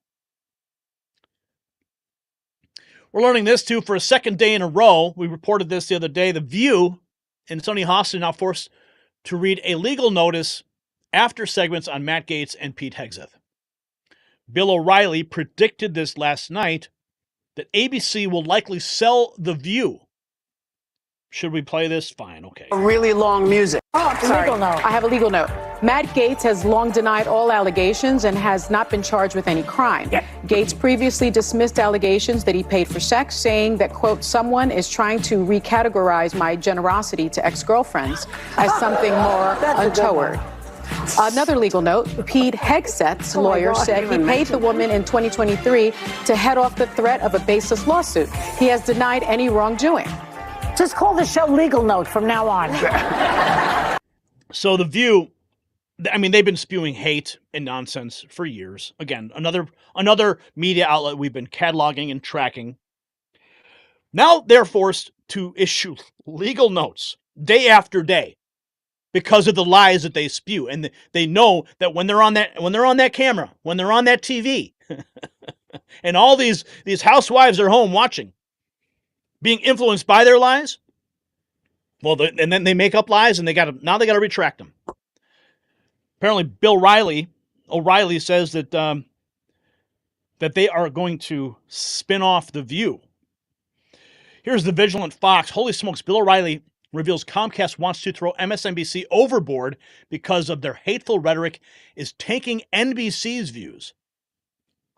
This is Bill O'Reilly. We're going to play that, but look at this meme that was put out. Here's MSNBC, now a Spirit Halloween store. Okay. And then we got this. Rachel Maddow. You see this? Her salary reportedly cut by $5 million after MSNBC struggles following Comcast cable spinoff. Rachel Maddow previously earned $30 million annually for hosting the Rachel Maddow Show 1 day a week. She renegotiated her contract at $25 million annual salary. Goodness, $25 million? Good Lord. Okay, let's hear what the great Bill O'Reilly had to say about this on News Nation with Fredo Cuomo. What's being Comcast said, you two, we're going to have to try to mend some cliche fences, and you two are going to go in there and you're going to try to tamp it down. Okay, so I believe you got Mika, you got Joe Scarborough on the screen there. Clearly they're talking about their trip to Mar-a-Lago, which we reported on earlier this week. All right, let's play. Comcast knew the next day they were going to announce that MSNBC is vapor. That is a huge meteor story. Why is it Enormous. vapor? Just because they're There is spinning it no off more- and putting them in the... Well, they're spinning off a bunch There's of no brands. spin-off. Yeah, there is. It's a spin-off company. There's no spin-off. See, you buy the propaganda, Cuomo. Oh, okay. See what I mean about I'm just smart saying what's people? being reported. All right. But what do you know? Yeah, I know, but why would you believe what's being reported? You want the real story? Here Yes, it comes. please. So they're uncoupling their word, Comcast, MSNBC from NBC News. That means MSNBC has no resources at all. None. They're not going to be able to pay these people millions of dollars, Rachel Maddow, whatever she's making. NBC News is saying, we don't want you around. Why? Because NBC News' numbers, Lester Holt and the Today Show, are catastrophe because half the country equates NBC News with MSNBC, and they won't watch. So NBC is desperately trying to save the mothership of information, and they have to throw MSNBC overboard. They're not putting anything into MSNBC. They want to sell it. So where's Georgie Soros now? Georgie's buying radio stations. You can get MSNBC for nothing. They'll give it to you. They don't want any more of this. Why? Because it's hateful. Not because it's so far left. The whole NBC Comcast hierarchy is far left. But it's hateful. They hate Trump. They hate people who vote for Trump. Everybody knows that. And you know what's next? The View. ABC News is going to have to cut ties with The View. And you saw that today or yesterday when Sunny Hostin had to read a legal statement in the middle of a segment. The lawyers get Whoopi Goldberg's ear and it said, we're bringing a statement in on a teleprompter. She reads it. So it is over for these far left networks. Done, never coming back. Dracula's stake in the heart. Who benefits? News Nation may, but CNN, which is on the ropes too, will probably get some MSNBC viewers. Wow. There you go. What do you think of that? Well, I'm certainly not going to accuse them of not making sense. Comcast said YouTube. Wow. Bill O'Reilly laying it out. Rachel Maddow. Yeah, I'm sure. Look, going from 30 to 25 million. Yeah, not that bad. Ellen, though, she's moving to England, never coming back. Richard Gere moving to Spain. Rachel Maddow takes a $5 million pay cut. MSNBC's future now in jeopardy. Washington Post abruptly removing its politics editor. Bye-bye. Rachel Maddow taking a pay cut. It's all over the news. The situation at MSNBC continues to worsen as owner Comcast tries to rebrand the network following Trump's decisive win. Rachel Maddow, the network's highest-paid propagandist, just had her salary cut. $5 million a year for the next 5 years. She lost $5 million a year thanks to her woke propaganda, and perpetual lying legacy media continues to collapse. Maddow will be fine considering her estimated $45 million net worth, but her salary cut speaks to the larger issue of fake news failing hard. Here is the article from the New York Post. MSNBC's Rachel Maddow's salary reportedly cut by $5 million, despite being ratings Viagra, as parent company Comcast deals with a difficult time. Yeah, it's all over the news. And here's something I want to bring to your attention. This is something, in light of all that's happening, something else that is not really being talked about is being spoken of by Chanel Rion of One America News. Now, Chanel came to my town. Maybe it was about a year or so ago. And she spoke at an event. And we went out. We went out and we had lunch with her husband, Cortland. My wife was there. And she told me about something that she was working on in the background. And it is something that will be revolutionary to people like myself. people like perhaps Joe Rogan or Tim Pool or people who have large followings of viewers on the different platforms where they are hosting content and reporting. Now, this actually came out a couple days ago, but it's a little long, and we've got a lot to get to in this segment. But I really want to drive this point home to you guys because this is really revolutionary about what could happen in the White House press room. Now, MJ Truth Ultra brought this to my attention, and actually, I found out about it because Mancow Muller sent me a text message with a YouTube video link, and I'm like, okay, cool, all right. I watched the link, and then I saw Chanel within the video that he sent me, and I started digging around, and then boom, I find this video.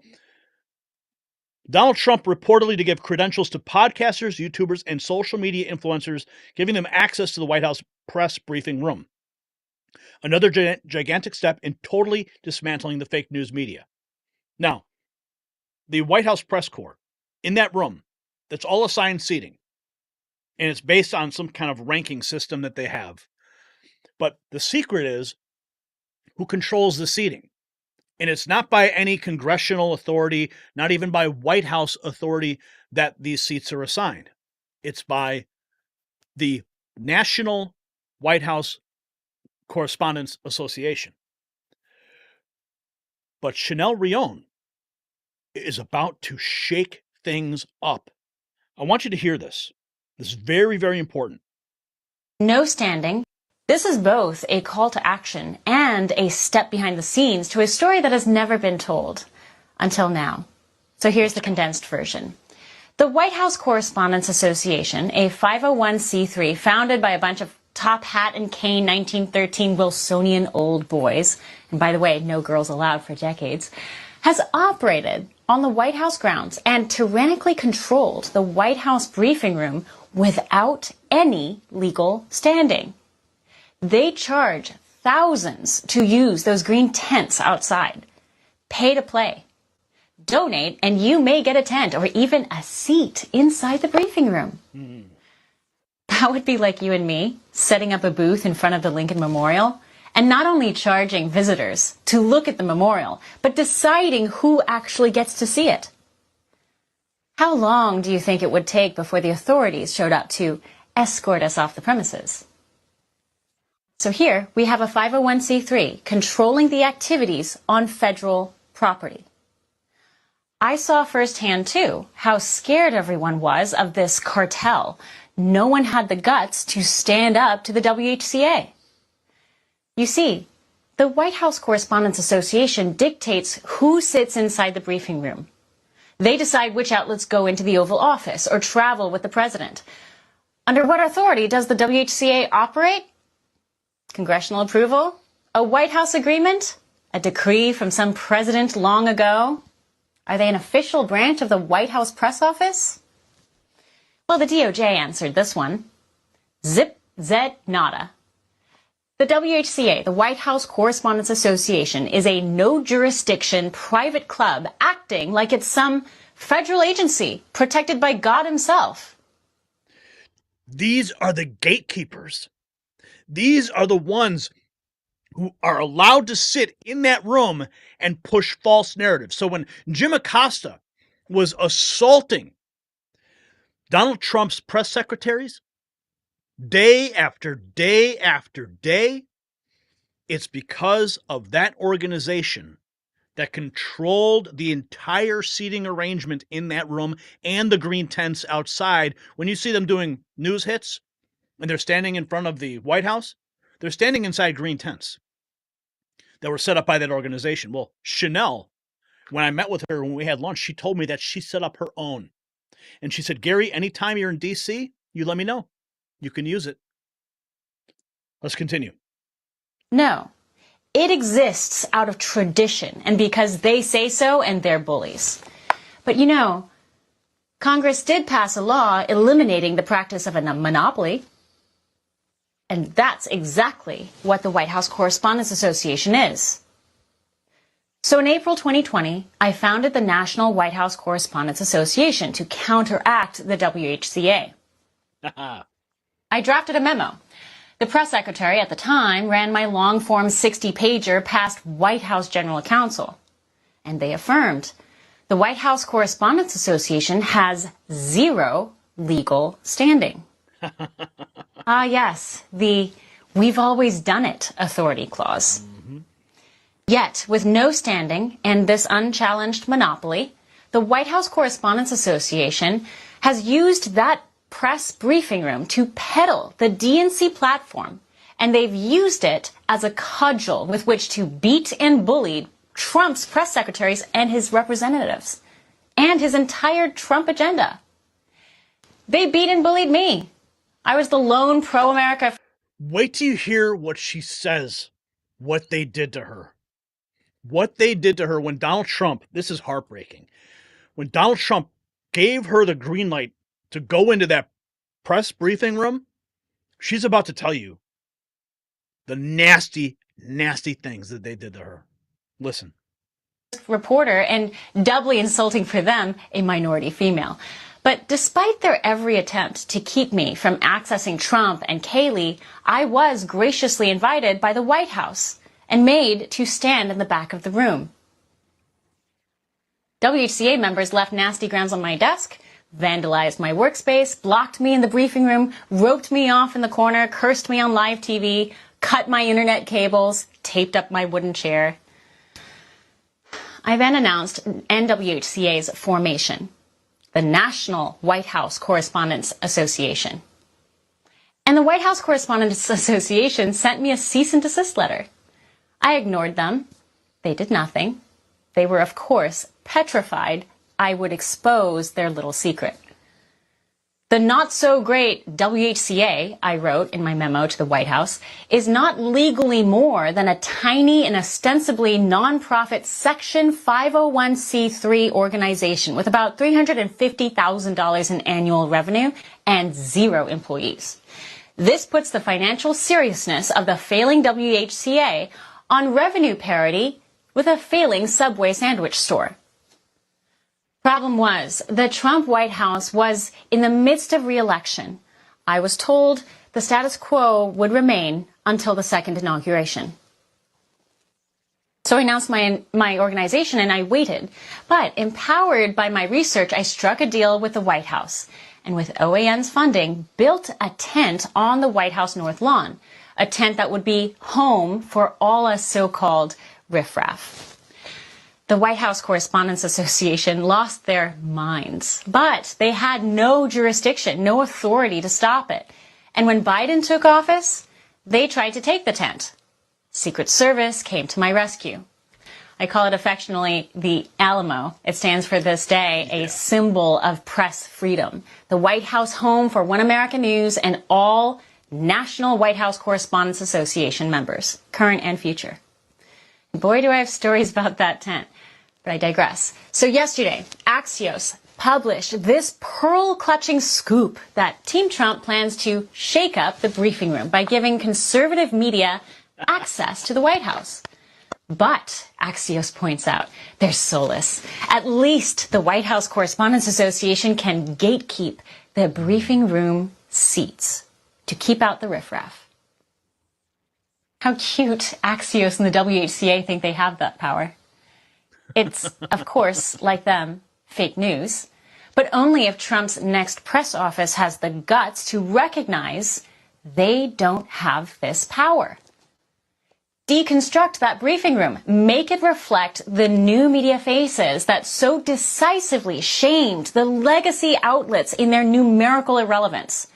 The new media reflect the American people, not the elite martini olive snarfing Yamiche Alcindors or Jim Acosta's. Yep. In my letter from April 2020 to the White House, I added the importance of new media as illustrated by Trump himself.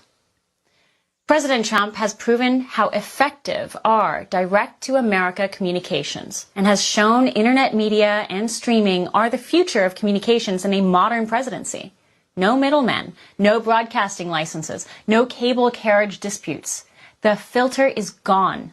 New media dominate. Truer now than it was back then. I also pointed out this ugly secret. The WHCA's IRS Form 990 shows the salary machine truth, a salary maker dipping disproportionately into a meager revenues of a nonprofit, funded by big media donors, sponsoring a single and untidy annual joke dinner, attracting a crowd of look-at-me Hollywood has-beens and hangers-on who provide the Correspondents' Dinner with a leering and leftist audience who attend to try diminishing the presidency and conservatism. So, you know that Correspondents' Dinner they always have? It's a roast, and you know what I'm talking about. Well, after I was sent this link, I text Chanel, and I said, hey, Chanel, I just saw this, so happy you held on. Please let me know what I can do to assist you. And she said, Gary, how the heck are you? I said, we are fighting and we are winning. She said, we held our ground, looking forward to this next chapter. We need to plan our dinner. She said, love it. I'm on air. We'll talk soon. I said, good show. Chat later. I said, I'd like to help organize the dinner with you. We'll make it the greatest event for our free media that has ever occurred. So, the dinner, the White House Correspondents' Dinner, traditionally held on the last Saturday in April at the Washington Hilton. I said we should probably be before theirs to really piss them off. So, let's continue. Puerile humor and potty-grade humorists. President Trump rightly and tastefully refuses to attend or dignify this alcohol-drenched pomposity. Assuredly, the National White House Correspondents Association will host its own Correspondents' Dinner that will honor and celebrate the presidency. This was 4 years ago. Biden took the presidency, and it was clear that Biden's press office was not interested in press freedom. Oh, no. So my ideas for equalizing the press room and pool duties associated was put on pause. The Biden press office and the WHCA were honeymooning in holier-than-thou delirium. Meanwhile, Joe Rogan, Tucker Carlson, Alex Jones, Steve Bannon, OAN, each of us alone have more viewers at any given hour than any of these legacy rats have in an entire day. Next news network. Come on, Chanel. And if real journalism was the goal, they showed just how incapable of that they were these last 4 years. Covering for the Biden family hospice and propping up pill-popping Kamala. These people need to come clean. Admit what they are. They are partisan pawns. And look, there's nothing wrong with that. I love diversity of thought. Just be honest about it. And don't hog the room with your unjustified girth.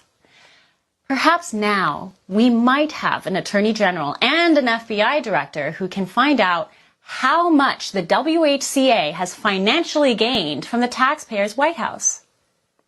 Perhaps we'll have a press office in the White House with the guts to stand up to them. The future of media is an exciting one. It's filled not with the pale left cult miscreants of the WHCA, but by the beautiful diversity that is true new media. Liberal opinions count, but not enough to suffocate the Brady press room. They're wrong for a modern White House, and the tasks the WHCA currently monopolize are not theirs to wield. It is the president's and his press offices alone. Time to make the old boys of the WHCA go stand in the corner this round. I wasn't going to play that whole thing, but man, she is on point. And what is about to happen is going to be an earthquake in Washington, D.C. Oh, we've got more, friends. We've got more. Talking about the Morning Joe going on to Mar-a-Lago. This is also from One America News. TPM's, the post-millennials, Libby Emmons on the Morning Joe host going to Mar-a-Lago. I think it's a sincere effort for them to keep their jobs. Shift. And I just wonder, what's driving this? Is it sincere? Is it about ratings? Is it about being embarrassed? Is it a sincere change of heart? I mean, what do you think's going on here? I think it's a sincere effort for them to keep their jobs. I think that's what they're looking to do. They have been lying. They have been, touting this horn of fascism and Hitler for a while. Then they decide to go down and meet with Hitler. So I don't think that this comes from an ideological position for sure. We know that there are cuts going on at CNN and at other of the large media outlets and broadcast stations. We know that MSNBC is, potentially going to be sold. And I think that Mika and Joe probably get a pretty fat salary between the two of them, and they'd like to keep that going. And if they want to keep that going, they're going to have to get some viewers. And if they're going to get some viewers, they're going to have to get some people that perhaps either didn't vote for Kamala Harris or are Kamala voters who are looking for a new way forward in this nation other than just setting their clothes on fire and tearing their hair out all the time. Yeah. Oh, man, it is just amazing to watch all these meltdowns happening. Yes, Richard Gere. He is the latest celebrity fleeing the United States for Europe. Why are all of these celebrities fleeing? And then we have this bizarre moment that happened just the other day. As if these corporations didn't learn from what happened to Bud Light. Watching Jaguar commit this is like watching a slow train derailment. I can't look away. I do product planning in the automotive industry. It's my job to know drivers, not users, and define product strategies based on their wants and needs. I know for a fact that whatever the hell this is, it does not reflect the people who buy Jaguars. How does a company get hijacked by marketers who are so disconnected from their customers? Now, if you're not familiar with what happened with Jaguar, they are going down the path that Bud Light did. So they ran this ad, and I have the ad. I'll play it for you in a minute. It's pretty disturbing. And in fact, what's funny about it, because I was gonna bring this up the other day. I saw the ad circulating online, and I saw the word Jaguar, and I saw these people. I'm like, oh, this is just some weird, fetish fashion commercial. And then I saw it resurface the next day, and I'm like, wait, what? This is Jaguar, the car, rebranding? Yeah. Oh, there he is. There's Richard Gere, AI generated image. I'll get to this. I'll get back to the we got Jussie Smollett as well. That story today. Where is the ad? I did have the ad. Okay. Yeah. Okay, so this is the new Jaguar logo. There's the one we're used to seeing, and then we have this weird monogram. Jaguar sales have been down 70% over the last 5 years, so they decided to change their iconic logo after 42 years. But is this the biggest downgrade of all time? Here's the ad.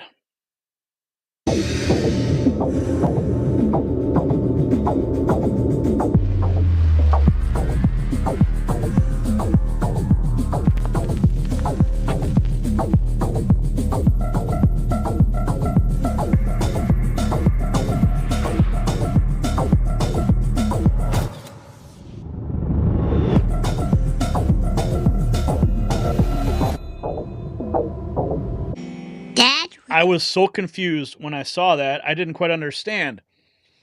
And then it all made sense. To fostering. This is the person in charge of brand strategy at Jaguar. And at Jaguar, we're passionate about our people, and we're committed to fostering a diverse, inclusive, and unified culture that is representative not only of the people who use our products, but in a society in which we all live. A culture where our employees can bring their authentic selves to work. And we're on a transformative journey of our own, driven by a belief in diversity, inclusion, creativity, policy, and most importantly, action. Okay, how about you just make cars? Like, that's all you need to do. Just make cars. And then we find out that the Jaguar rebrand all makes sense now. The head of marketing at Jaguar Land Rover UK, formerly the VP of brand marketing for Bud Light up until 2020. It all makes sense. Wow. Oh, and then I saw this today. I thought this was, I mean, speaking of an AI-generated image of Richard Gere, now we have an AI Jesus taking confession in a Swiss church. St. Peter's Church in Lucerne introduced an AI-powered Jesus hologram for confessions. Developed by theologians and computer scientists, the AI is trained on the New Testament in response to questions in 100 languages. Yeah, an AI Jesus. That's where we're going, folks. Ellen DeGeneres leaving the country. Richard Gere moving to Spain. Jussie Smollett, Illinois' highest court on Thursday, overturned actor Jussie Smollett's conviction of lying to Chicago police after he staged a phony hate crime 6 years ago. Yeah. But of course, looking back at The View, Whoopi Goldberg claims conservatives are nasty name-calling and coming after your family. How do we try to talk to each other? Unfortunately, I will have to say, the other side, I think, has driven people away because it's not just discourse. It's nasty name calling and coming after your family and I'm going to do this to you. And I don't think anyone should have to take that from anybody if they don't have to. Buckle up, drama queens. This is a meme that's been floating around after all these celebrities saying they're leaving the country. Stephen King, of course, leaving X because it's just too scary for him, apparently. Buckle up, drama queens. See you later. So, and then I saw this too. This is, speaking of Ellen DeGeneres, she posted this back in 2016. Happy birthday, P. Diddy, Puff Daddy, Sean Combs, or as I call him, Cuddle McSnugglestuff. You don't need to know why. Yeah. Maybe she attended a few Diddy parties.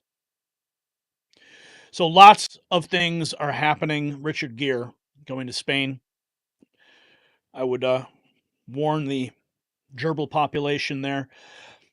Carpe Donktum posted this. This is, I'm not sure if this is a meme or if this is real. Carpe Donktum loves to post memes. Matt Gaetz should look into why Morning Joe has a picture on his wall of the intern that mysteriously died in his office. Is that real? I can't tell if that's real or not. I think he put that on there. So we got Jaguar rebranding, MSNBC getting sold, Bill O'Reilly dropping the bomb, Chanel Rion about to shake things up with Donald Trump in the White House press briefing room. And then we have this guy. You see this picture here? That's a picture of a banana duct taped to a wall. And it was a piece of art. This is how crazy and out of touch these people are. Supposedly art. And the man who spent $6.2 million on the banana duct taped to the wall says he's going to eat the banana. Guy spent $6.2 million for that. Here he is. H.E. Justin Sun. I'm thrilled to announce that I've bought the banana. I am Justin Sun. I'm excited to share that I have successfully acquired Maurizio Catalan's iconic work, Comedian, for $6.2 million. This is not just artwork, it represents a cultural phenomenon. That's what he purchased for $6.2 million. At $5,200,000. Jed, the Catalan is yours. Here's the guy. He's about to eat a $6.2 million banana. In the midst of all this, duct tape banana artwork sells for $6.2 million in New York City. As the situation continues to worsen at MSNBC, listen to this. This was good. This was really good. Keep it moving. Oh, let's go. Come on. Let's go, celebrities. We didn't forget. You said that if he won. You were leaving. Let's go. Keep it moving. Terminal F, gate U. Terminal F, gate U. After Trump's victory in the 2024 election, some leftist celebrities are leaving the country. Rob Reiner is apparently checking into a nut house, though. He posted this on Blue Sky. That's what all the leftists are going to this platform. And the stuff there is so nasty and toxic, stuff I've seen posted.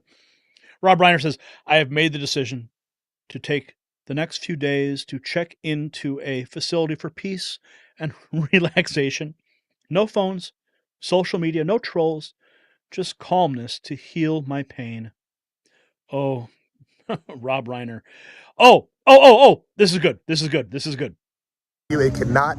The era of the celebrity political endorsement is over, and I gotta tell you, it cannot die fast enough. Now, America has rejected Beyonce and Lady Gaga and Megan Thee Stallion and Cardi B and all of these people who are trying to tell us how to vote, and the Democrat National Party, the DNC, spent millions of dollars on these people. They spent $10 million on Beyonce, and they spent $3 million on Lizzo, and then they spent all this money on Eminem and all of these other people in order to waste all of this money and then lose decisively and then end their campaign $20 million in debt. Thank God these people are not going to be running the country like they ran their campaign.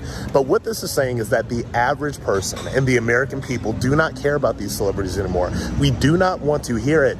These celebrities need to sing or dance or twerk or act or whatever it is that they do, but I do not need for them to become political commentators during election years when everybody knows that they're just taking checks in order to do these endorsements. Everybody knows that Democrats run Hollywood. Everybody knows that most of these people were probably on Diddy tape somewhere anyway.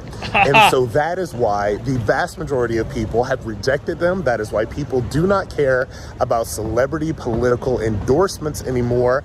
And I really do think that 2024 is the year when the celebrity political endorsement absolutely died, and it could not have come a moment too soon. The era of the era of the celebrity is over. I've been saying that. These people have no more pull in America. They don't. Because the playing field has been leveled, my friends. It's because everybody thinks they're a celebrity now. And all these celebrities have to go and fight for the same social media platform that everyone else is. Celebrities actually think their opinions matter. Well, they just found out. And just like that, Hollywood celebrities found out nobody gives a crap what they think. But here's one celebrity that I think does matter. And I don't think that he was paid to go to Mar-a-Lago. Image pans. Here is Sylvester Stallone. This was a couple days ago. We've played this before, but it is an epic 2 minutes. When I did Rocky, if you remember, the first image was a picture of Jesus, and it says Resurrection AC Club. I found a church that had been converted to a boxing ring. So the image pans down from Jesus onto Rocky being hit. And at that moment, he was a chosen person, and that's how I began the journey. Something was going to happen. This man was going to go through a metamorphosis and change lives, just like President Trump.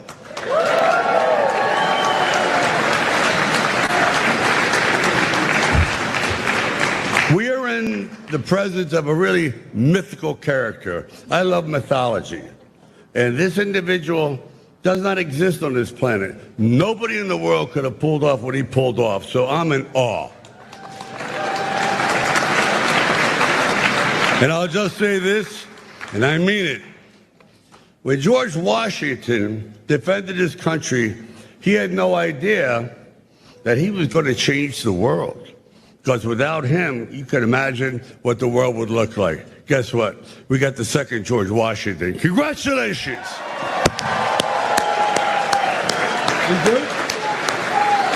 But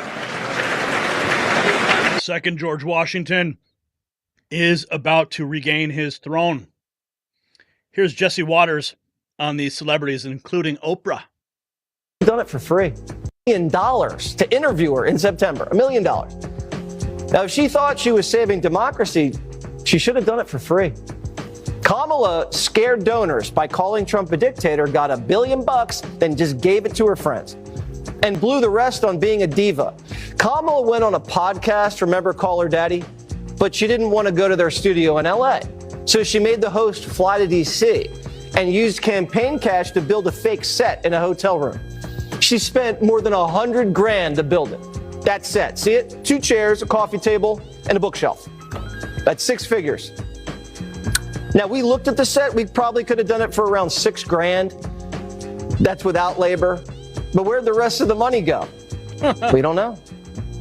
So she's still trying to soak folks for cash. 24 hours after the election, on Wednesday, Democrats got a text from the campaign. Urgent. We need help. Donate now. Help with what? You lost. This is how she's going to spend her donors' dollars. $1 million. Yeah. It's all crashing down, folks. Here's another celebrity who is really worth listening to. Justine Bateman.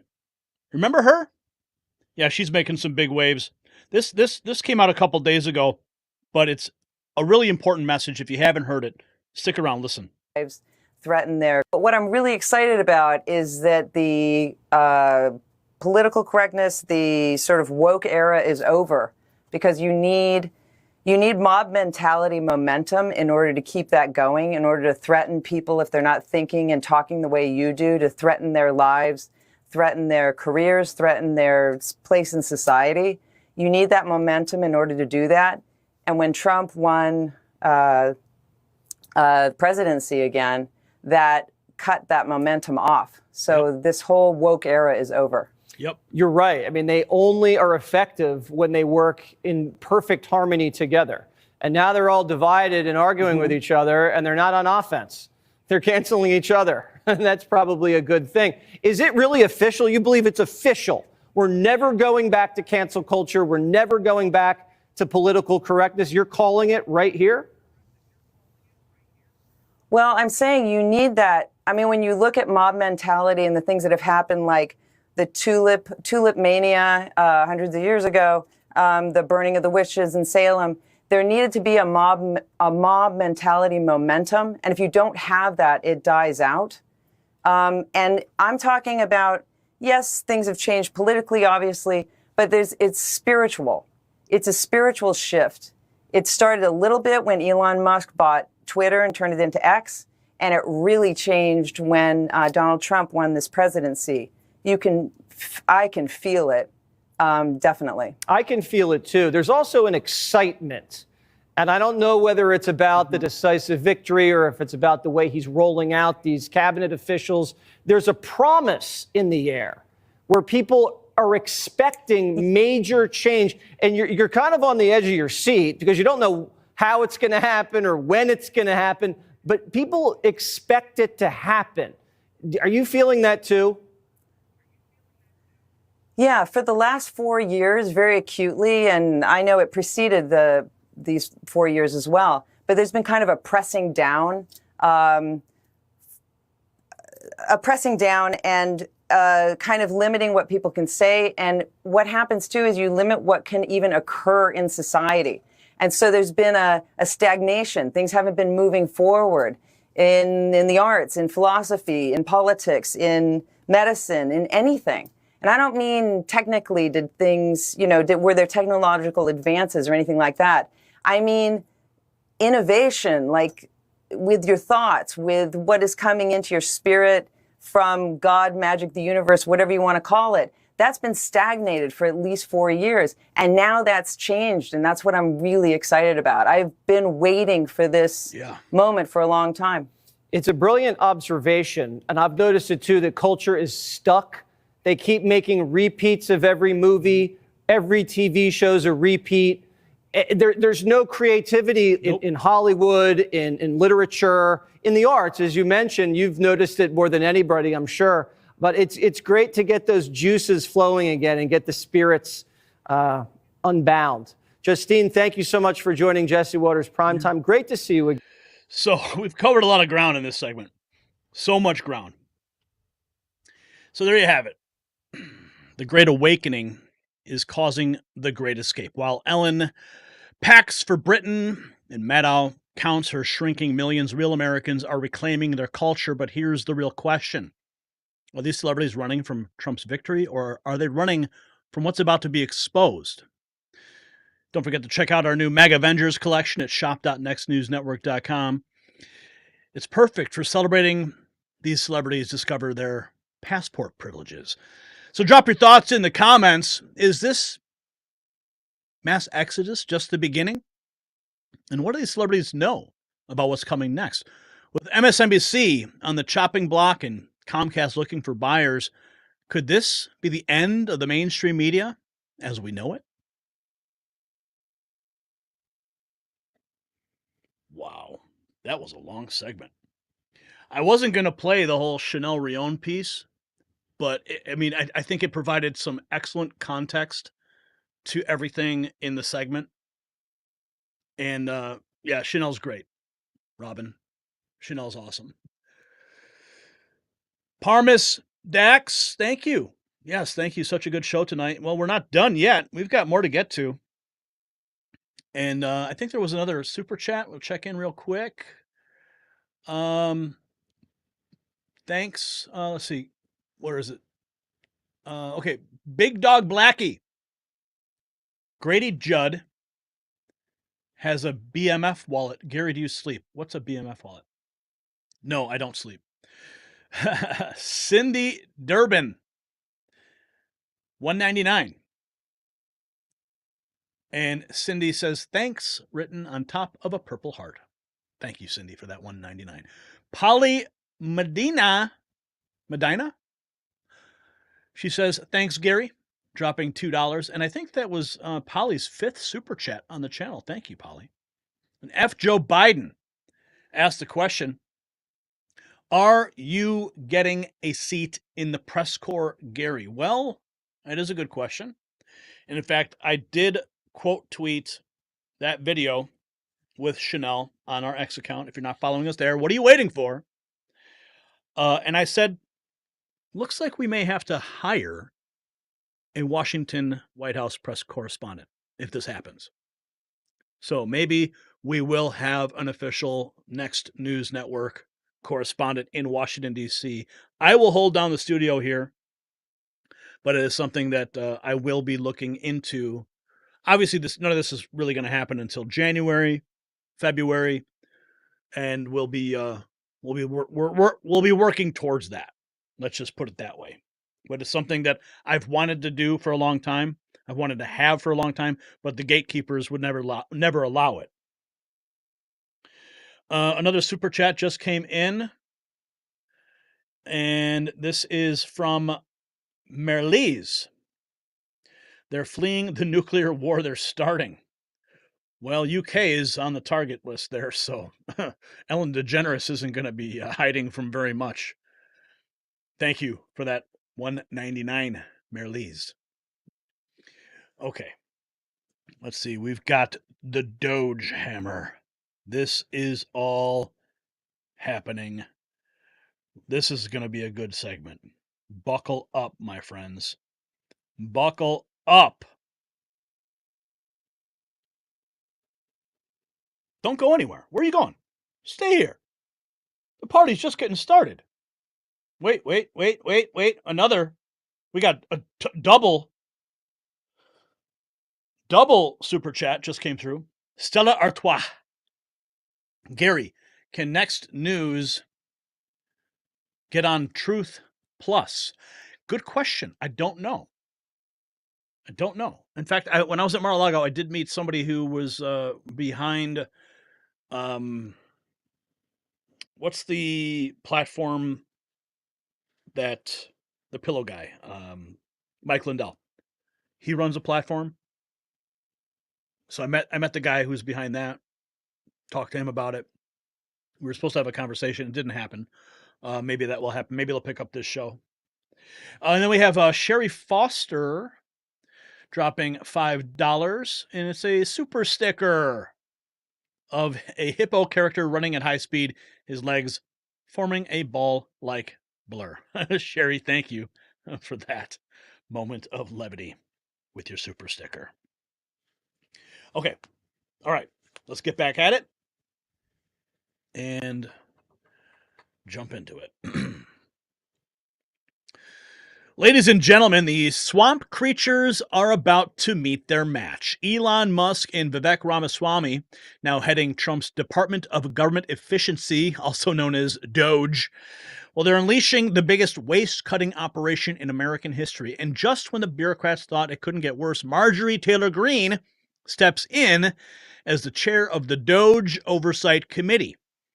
The same people who laughed at Trump's drain the swamp promises aren't laughing anymore. With every federal dollar now under scrutiny and remote work privileges about to end, Washington's paper pushers are in full panic mode. But what they're really afraid of is what's going to happen next. And just as DOGE is exposing government waste, Virtual Shield exposes and eliminates digital threats. While Elon and Vivek track every dollar, malware attacks have increased by 643% since 2020, with government employees being prime targets. Don't let your private data become part of the deep state's collection. Virtual Shield's award-winning protection keeps your devices secure from the same threats targeting our government systems. Join the digital resistance today and get up to 75% off during their Black Friday special. The link is down below, virtualshield.com/nextnews. Remember, in the war for privacy, you're either protected or you are exposed. And speaking of being exposed, Vivek Ramaswamy has just announced that he will be pausing his own weekly podcast to launch a new show with Elon Musk. And it's going to be called the Dogecast, which they will use to give the nation regular updates on their cost cutting. Let's listen. As part of that process, I'm now all in. I'm focused on making sure that we actually accomplish the goal rather than just talking about it. So to that end, for the next little bit, I'm going to put a pause on the weekly truth podcasts. I've enjoyed doing it this year. It's been incredibly fun and entertaining. I've learned from a lot of the guests, and I've enjoyed communicating with all of you. We're going to put that on pause for a little bit. And as you may have heard, Elon and I are going to start a separate track of Dogecasts that explain exactly what we're doing to the public to provide transparency in what is a once-in-a-generation project. We want to bring the public along with us, to lift the curtain, to take us behind the scenes of what actually that waste, fraud, and abuse in government looks like. However bad you think it is, it's probably worse. But we don't want to do this to just expose the problem. We want to do it to solve the problem. So stay tuned. We're going to have more information about when those Dogecasts are going to begin. We are neck deep right now in transitioning to the new dawn on January 20th. But in the meantime, I thank all of you for your journey this year, for joining us. I've loved doing the truth, and we're just going to put it on pause for a little bit to hopefully embark on this new chapter of saving our republic. Stay tuned for further details, and we'll be in touch. It's amazing, really, to watch the transformation. For Vivek Ramaswamy to be, obviously, with his presidential campaign was one thing, but Elon Musk and his transformation from, being on the left to supporting DeSantis, bringing that X space forward that obviously collapsed, but then to see Musk go on the campaign trail, Musk hanging out at Mar-a-Lago, Musk being part of this new Department of Government Efficiency, to now doing a podcast with Vivek Ramaswamy. I mean, this man is all in, and I'm here for every minute of it.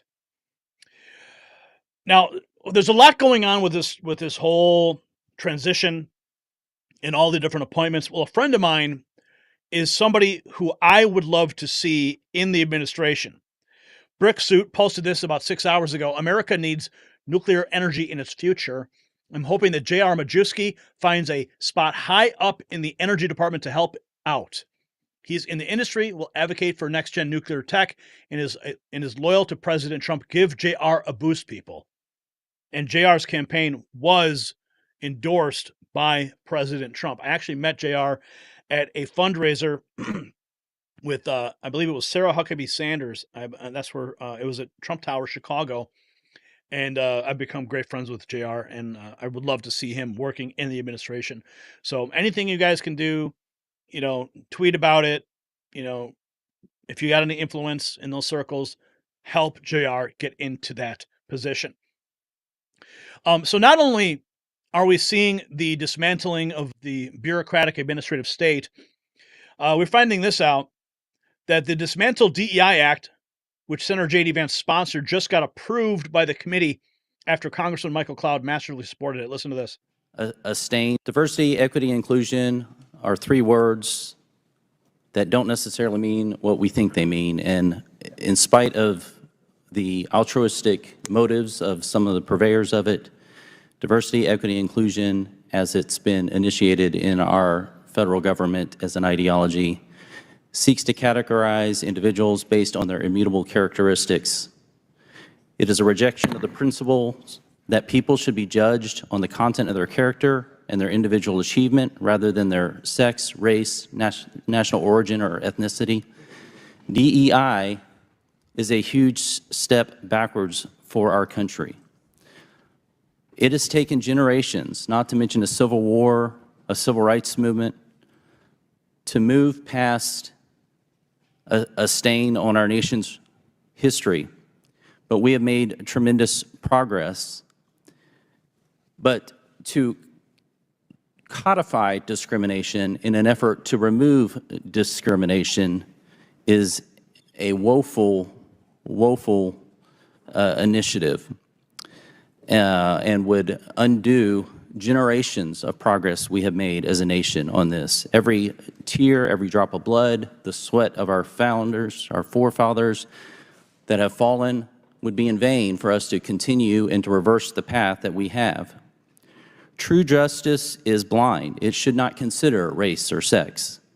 And it's the duty of us as lawmakers to write just laws, and it's the duty of the executive branch to be just in administering them without deference to race, creed, religion. So DEI is now on the chopping block, finally. Pete Hegseth, 14 hours ago, Trump's nominee for Secretary of Defense, speaking to the press on Capitol Hill. The audio is a little boomy, so just bear with me here. Very seriously, I want to thank the President of the United States for this amazing, humbling opportunity to be nominated to be Department of Defense. It's an incredible opportunity that we do not take lightly. I just want to thank the Vice President of the United States, J.D. Vance, who spent the morning with me, meeting with Senators of the United States. We take very seriously the advice and consent role that the U.S. Senate has. We look forward to engaging in that process. We take absolutely nothing for granted, and we welcome the opportunity to talk to any senator that wants to talk to us. Did you sexually assault a woman in Monterey, California? I have, as far as the media is concerned, I'll keep this very simple. The matter was fully investigated, and I was completely cleared, and that's where I'm going to leave it. Thank you very much. Yeah, they're going to keep attacking him. Vivek Ramaswamy, looking forward to working together with Congress. Proper oversight of agencies and public transparency is critical. So here's Representative Marjorie Taylor Greene with her big news. James Comer is about to create the GOP oversight of DOJ subcommittee chaired by Marjorie Taylor Greene to work with Elon and Vivek. So that's huge news. So she's going to be the head of that subcommittee. And why is DOJ so important? Well, it's going to be a game changer. We have debt payments. The fact is we're running right now a deficit of $1.8 trillion a year. We have now debt payments because we have $36 trillion in debt. And we have debt payments that's just below $1 trillion a year. There's some models that's going to show if we continue down this path, we're going to be adding $1 trillion of debt every quarter. So that means we're going to be adding $4 trillion of debt every quarter. It's not sustainable. And you're going to tell me that there's not efficiencies that we could find, and there's not dollars that we can save. There is no way that anybody convince me that Elon cannot find $1.8 trillion of wasteful government spending. I am convinced we can do this. If we can balance our budget, just balance our budget, and then have at least a 2.5% or 3% growth year after year, then we can actually start paying down our debt. Absolutely. And not saddle the generations come behind us. Because right now, every child in America is saddled with $106,000 of debt. The fact is, so there's going to be some huge cuts Now, some other news happened today. Totally fake news. I started getting phone calls, text messages. Something happened in Mar-a-Lago. Everybody was freaking out. People were afraid that something happened to Trump again, another attack. It was totally fake news. Trump advisor Stephen Chung called the legacy media reporter who falsely reported a medical emergency at Mar-a-Lago a effing dummy. Yeah. Ambulances and Secret Service vehicles seen driving around Mar-a-Lago were simply part of J.D. Vance's motorcade. But you had the fake news media just going bananas, causing a lot of panic today. Thankfully, nothing happened. Now, here's Alina Habba talking about these new members of the administration. A reason. I think at the end of the day, when they speak to President Trump, and President Trump is not shy to voice his opinions as to why he's chosen people, all of the people that he has picked from transition, all the people that he is putting in is for a purpose, a reason, and has been calculated and decided with a lot of methodical teamwork, et cetera, and they will get behind it. We need strong America First people in the administration. We cannot have people weak at the knees. And President Trump is picking every single person for the sole purpose of cleaning up a mess very quickly, because he's only got 4 years to do it, and he will do it with this team. 4 years. Here's Steve Bannon. Every dollar spent in our government budget is tracked through the OMB. And he details how DOGE will work in unison. Listen. And then it's finally negotiated and passed. Every program, when you pass this budget, right, when you do the appropriations, you pass overall budget to kind of get your top line number. You then have the appropriations process where you fight it through. And then it's finally negotiated and passed. Once it goes over, it's like, well, then what happens? How do people get the money? Well, it's broken down. Office of Management Budget is out to every agency, the Defense Department, the Agriculture Department, the Interior Department, the Treasury Department. How that $6.5 or $7 trillion gets spent, wow. Believe it or not, it's all tracked down to literally the penny, when it goes in, where it goes, who got the money, and programmatically where they stand on doing whatever they do. So although it may seem vastly inefficient, and it is tracked. Like MTG was on here today, say, hey, we've given $250 billion to Ukraine, and she's asking for an audit, and we haven't got anything, because they're sitting there going, I don't know where it goes. I don't know where it is. They're lying to her. She knows they're lying to her. So programmatically, OMB is a beast. And the head of OMB has immense and enormous power. This is why I keep talking about the DOGE element. And now I think because the way the DOGE, and let's leave the bro side aside, because they're beating on chest, and that's great. We need that. That energy helped us win on November 5th, and we need that. We need more of that. But in the reality of how actually things are going to get accomplished, if you read the DOGE layout, it's not a new department. It is a group of outside, and they're very upfront, Vivek and Elon. We are outside the government, advisors and consultants to, wait for it, OMB. And this makes incredible sense. It's very smart. The DOGE, and they're going to have their own group, and of course MTG's got the subcommittee on oversight, which I also think is brilliant, to now kind of work in unison with Russ Vought and his team on the Project 2025. Did I say that? I love triggering the libs, owning the libs with the Project 2025 guys that may or may not be coming on board. In this regard, if you want to get control of the Leviathan, you get control of the cash. Remember in Watergate? Follow the money. Follow the money. Here, it is the money of not the sources of cash, which is a problem and an issue. This is the uses of cash. You have sources and uses. Anytime you do a financing or a merger, acquisition, restructuring, bankruptcy, sources of cash, uses of cash. This is the uses side. And this is where Vivek and Elon and others are going to go through and see how you deconstruct this entity called a state or a government, right? State power to actually come together and to try to take programmatically, because it's not always fraud and abuse. It's going to become programs. We're not going to do this. We're not going to do that. We're not going to do this. The private sector can do it, or we incentivize people to do it. Bingo. So this is huge, folks. Here is Ronnie Jackson. But look, what he's doing, Maria, is he's putting people in place that have a record of doing what they say they're going to do, being aggressive, working for the American people, pushing back on the government bureaucracy. This is what we need right now. President Trump has an absolute mandate to turn this country around, to salvage what's left of this country after the Biden administration, and to make this country great. And he will do it. But he's only going to be able to do it if he has the right people in the jobs, the people that are not afraid to take risk, and the people that, that basically come in with a little bit of an axe to grind. And that's what I'm excited to see. All these people coming in, Tom Homan and Matt Gaetz and, and everybody else that, that's out there that's being talked about. They have an agenda, and that agenda is for the American people. Well, now he brought up Matt Gaetz. Obviously, this was recorded before Gaetz withdrew from the nomination and Pam Bondi put in his place.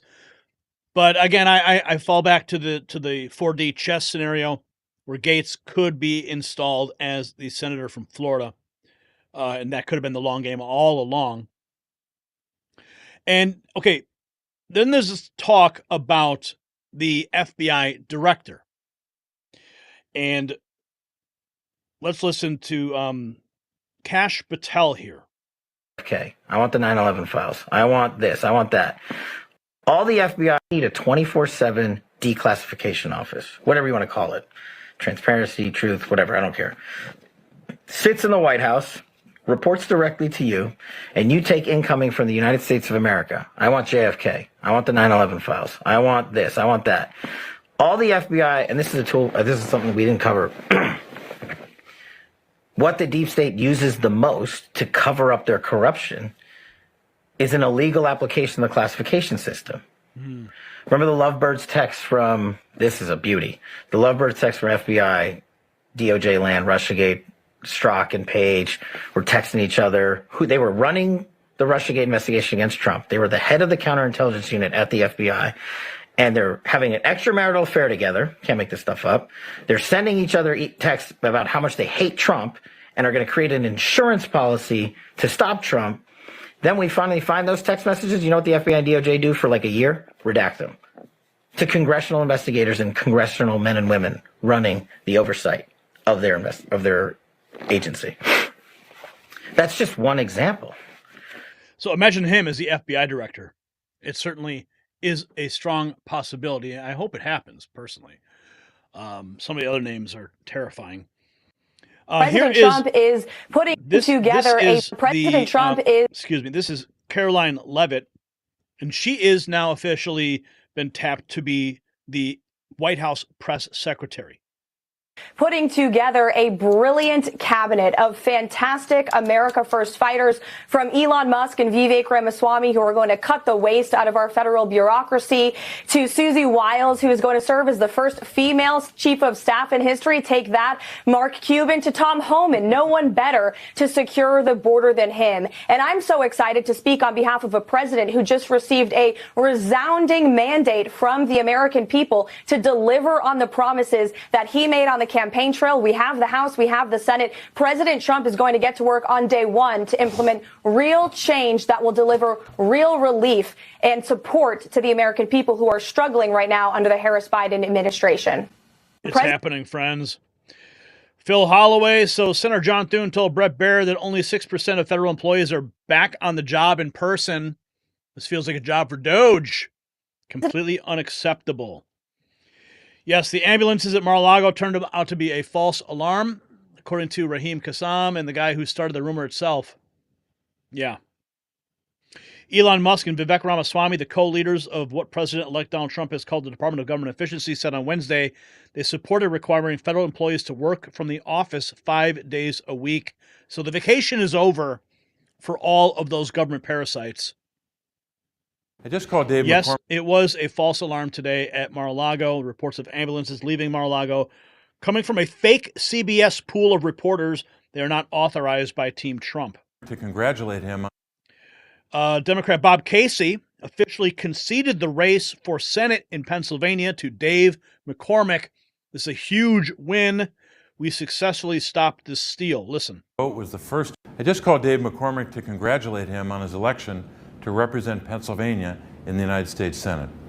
As the first count of ballots is completed, Pennsylvanians can move forward with the knowledge that their voices were heard, whether their vote was the first to be counted or the last. This race was one of the closest in our Commonwealth's history, decided by less than a quarter of a point. Yeah, goodbye. Mar-a-Lago ambulances, yes, were part of Vice President-elect Vance's motorcade. Epoch Time says a survey conducted after President-elect Donald Trump's win earlier this month shows that a plurality of Americans want his incoming administration to focus on tackling inflation. Going back to J.R. Majewski, yeah, that was the energy nuclear czar under Biden, and this is who we need under Trump. Joey Manarino, I don't know about you, but I'd love to see J.R. Majewski as Deputy Secretary of Energy. When he ran for Congress, he was endorsed. J.D. Vance, Vivek, Matt Gaetz, Corey Mills, Byron Donalds, Rick Grinnell, Kash Patel, and President Trump himself. He needs to be in the administration. He's got my vote. The Border Observer reporting this: Texas is offering 1,400 acres for migrant detention center. The Texas General Land Office has proposed leasing land for a detention facility to the incoming administration of President-elect Donald Trump. Elon Musk adding a couple flags to his quote tweet here on Senator John Cornyn. Requiring federal employees to come to the office 5 days a week would result in a wave of voluntary terminations that we welcome. If federal employees don't want to show up, American taxpayers shouldn't be paying the bill. Billboard Chris, Doge, run by Elon Musk and Vivek Ramaswamy, taking aim at the $300 million in federal funds given to Planned Parenthood. $300 million is what they receive. In addition to performing abortions, Planned Parenthood provides cross-sex hormones with no safeguarding on the first appointment at most of its nearly 600 locations. So that is on the chopping block as well. And we're learning this too. John Basham, promotion delayed for the general who oversaw the botched Afghanistan withdrawal. It appears the Republican senator put a secret hold on the promotion pending Trump's expected firing of Lieutenant General Christopher Donahue when he takes office. Oh, and this was great. Elon Musk, look at that target. He's quote tweeting this from Rothmus, who simply posted a picture of a Ron Paul post. Think about what this means. Elon Musk is saying that Ron Paul is on target. Ron Paul and Elon have been talking about Ron Paul working with the Doge. Now look, this is what Ron Paul says. 1913, the year that led to today's economic torture. Both the income tax and the Fed were created that year. The income tax made everyone's earnings the property of the government first.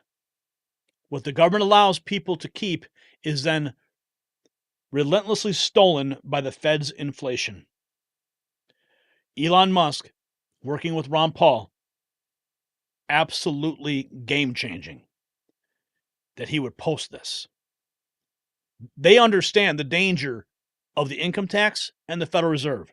Knowing that Elon Musk and Vivek and Marjorie Taylor Greene are going to be working with Doge to cut the fat, and with the new Secretary of Commerce coming in, who doesn't want the income tax either, wants to replace it with tariffs, we are going to see a revolutionary change in the federal government that we have never seen before. Washington Times reports RFK Jr. targeting corporate influence at health agencies, vows to examine the root causes of disease. X22 report also reporting Ron Paul explains it all started 1913. Elon lets everyone know that he's on target. Here is Representative Marjorie Taylor Greene talking about the Doge committee with Elon and Vivek. $1 trillion. This is a real subcommittee, and I'm very excited about this opportunity, Steve. This is the whole reason why I ran for Congress. I ran for Congress to gut the federal government of waste, fraud, and abuse and get rid of the unelected bureaucrats and the horrible spending and ridiculous programs that have brought us to $36 trillion in debt. I also ran for Congress to make sure that we passed President Trump's agenda, and that was back in 2020. You know, I was one of those people that was upset about Paul Ryan and about how the Republican-controlled Congress never got Trump's agenda done. Well, this is an opportunity, being the chair of a subcommittee on Doge, where I will finally get to work on the very things that led me to run for Congress in the first place. It's also one of the most important things we can get done in the Trump administration, and this is a one-time opportunity through President Trump and his appointment for Elon Musk and Vivek Ramaswamy to lead up this Doge commission. This is going to be almost 2-year process going into July of 2026, where it will be an entire process. But the subcommittee on oversight is an extremely important piece, because this is the way Congress can work hand in hand to expose everything that needs to be exposed, things that people have heard about but they've never seen. Yep. And we can do that through this subcommittee on oversight. This is and we're going to see it because, like I said, they're going to have a freaking podcast. They're going to have a website. We're going to be able to vote on what to get rid of. It is going to be a true process. Oh, and then we have this. Bill Clinton's back. Says Trump wants yes men surrounding him. Well, I would hope so. That he's interested in people who are loyal to him 100% of the time, no matter what the issue, no matter what the facts, no matter who gets hurt. He wants people who just say yes and then get after it first. Second, he believes that his supporters have no confidence whatever in the federal government. We don't. And Lord knows he's done everything he could to destroy that confidence. He's interested. Oh, yeah. Blaming Trump, sure. So 5 hours ago, Trump is considering Kash Patel for Deputy FBI Director, former Congressman Mike Rogers as well. We do not want Mike Rogers as the head of the FBI. Eric Darty states that the plan could please both. Okay, Trump considers Kash Patel for Deputy FBI Director and former Congressman Mike Rogers as FBI Director. This according to CNN. They state here that the plan could please both Senate Republicans concerned about Trump's plans to disrupt the FBI while also appeasing MAGA orbit that has been frustrated about why more of their allies haven't been placed into top jobs, sources told CNN. Well, we do not want Mike Rogers anywhere near that position at all. Here we have more on Doge, but let's go to John Bolton. Okay, this guy thinks that the money from Doge should go to the Pentagon to fund more wars. Look, Musk may have a big role here. It's not entirely clear what Trump is going to do with this Department of Government Efficiency. If we can save a couple $100 billion, I'd be delighted. We can spend it on the defense budget, which desperately needs an increase. Desperately, they can't even pass an audit. They need an increase. This guy's out of his mind. Out of his mind. Here's more on Doge with Jesse Waters. Do you see this, Jesse? A lot of people don't show up for work in the government, and they haven't since COVID. The National Archives were literally shut down for over 2 years. Veterans couldn't get their information from anybody because nobody showed up for work. Do you see this as a sea change for that? That's a good way to get people to retire early. Yes. 5-day work week, get back to the office. You know what? I'm sorry. Give me a severance. Or if they're going to relocate an agency to, let's say, Wyoming, goodbye, I'm going to maybe work in the private sector. I love Doge because it's so simple, even I can understand it. They're there to cut regulations, cut headcount, and cut costs. Because you have unelected bureaucrats making rules and regulations that, as the Supreme Court said, they're not supposed to be doing. So they're going to put all these little Doge elves into these agencies and use AI to identify where these stupid regulations are and then present it to the president so he can nullify it. And then if you have these regulations cut, you need less workers to enforce these stupid regulations or create new regulations. And then the costs are ridiculous. I just found out that this stupid guy, what was his name? The guy that leaked all that stuff with Comey? Who cares? He had a $70,000 desk that he ordered for the Department of Justice. Wow. A $70,000 desk? What the hell is that? They also had a study for $1.5 million to find out why prisoners wanted to escape from prison. To get out. These are the kind of things that are just like a no-brainer. You just get that off the books. And then Greg mentioned this before. They actually have a deadline. Jesse. Good. Time to cut it all out. This is going to be absolutely huge. I am here for every minute of it. We're going to continue to track this, get J.R. Majewski into the administration on energy. We need him there. So many great things are happening, and we're going to be here for every moment of it, bringing you the latest as it happens. I want to make sure I got all my points out to you guys. Yep. So there it is. The revolution isn't just being televised, it's being run by the most efficient minds in America. While bureaucrats scramble to hide their bloated budgets, Doge is following every dollar, every waste, and every fraud. But here's what the establishment fears most. This isn't just about cutting waste, it's about a complete systemic reform. So show your support for the Waste Busters with our new Mag Avengers collection at shop.nextnewsnetwork.com. Oh yes, it's got the deep state trembling, featuring Elon and Ron Paul. But now the question remains, is this just about saving taxpayer dollars, or is this the beginning of the complete dismantling of the administrative state? Share your thoughts below. Will Doge succeed where others have failed, or will the deep state find a way to preserve their power? All right. Checking back in to the chat room. Let's see who is hanging out with us still this late hour of the night. And then we're going to check the feed. And okay, we need sign language person to say Gary might have to employ more people to actually get the scoops to drive content. Heather's my new lady. mRNA.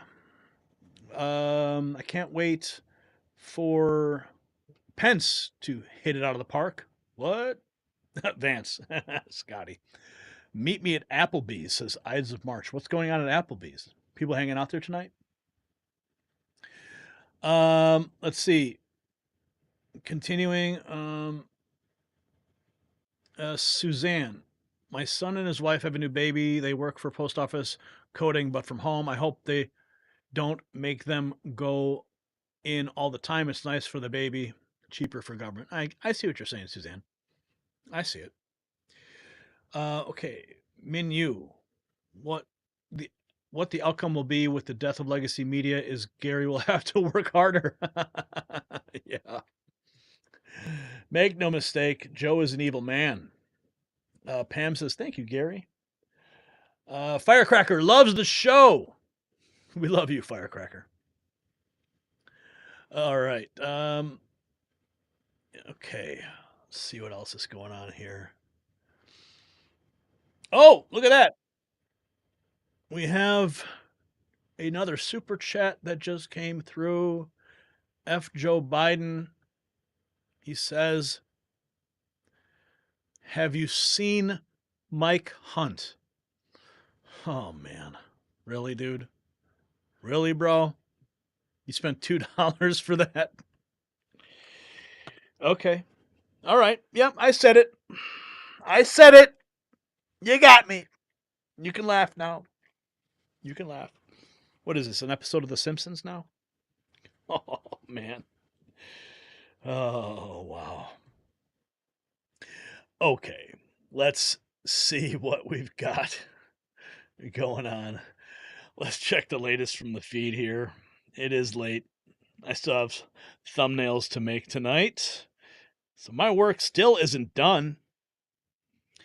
Okay, bring up the triple feed, Brian. Triple box, be in the top little corner over here. Tio says, you look like a model without the glasses. Do I? Really? Okay. Let's see. Fox News would love to. Republicans jostle for open spots on Marjorie Taylor Greene-led Doge panel. Oh, interesting. Okay. Dutch Sense 47 seconds ago. What is he saying here? He has a poll. Time to move on, keep going, stay put, or turn back. I'm not sure what he's talking about, but if anything, I want Dutch Sense to keep going. There we go. Okay, McConnell to head defense and rules committees as GOP leaders step down. Abby, no more lies, dropping $2 or dropping $1. Thank you, Abby, for that. Bring that up. Where is it? Show it.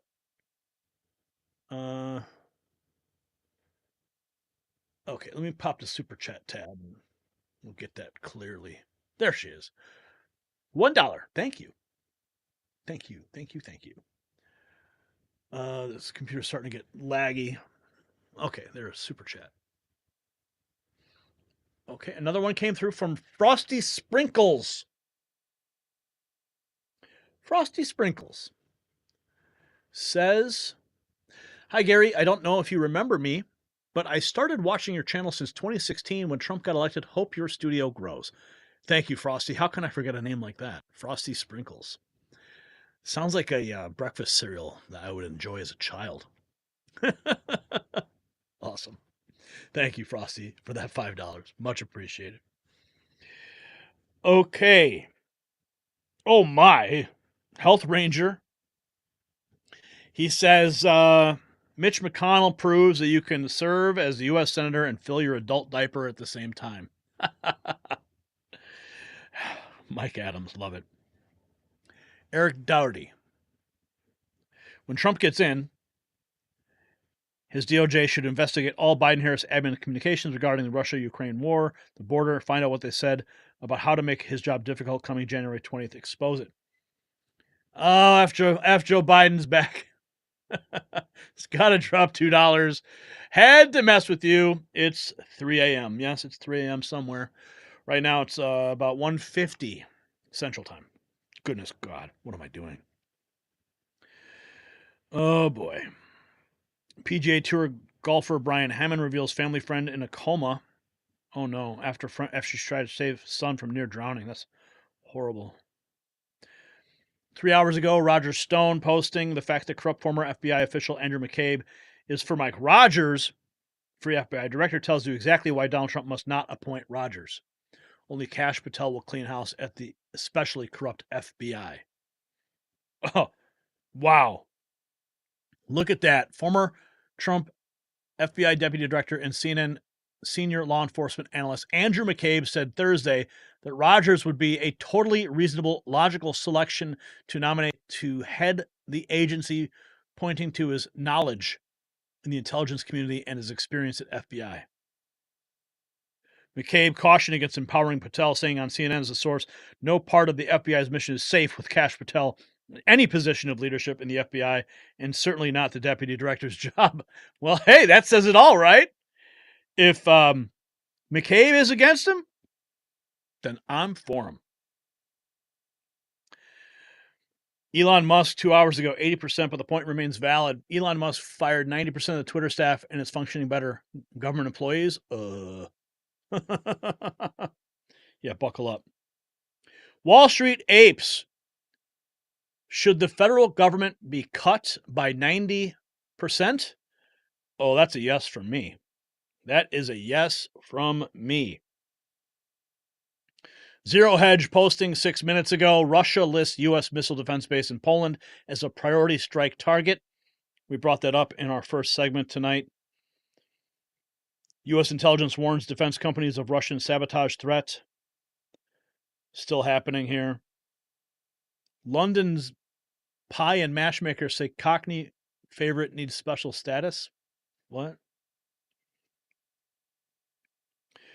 ABC, CBS, NBC spend nearly 4 times more on Garbagegate than Laken Riley murder trial. So sad. Let's see here. View host Sonny Hostin breaks down on air.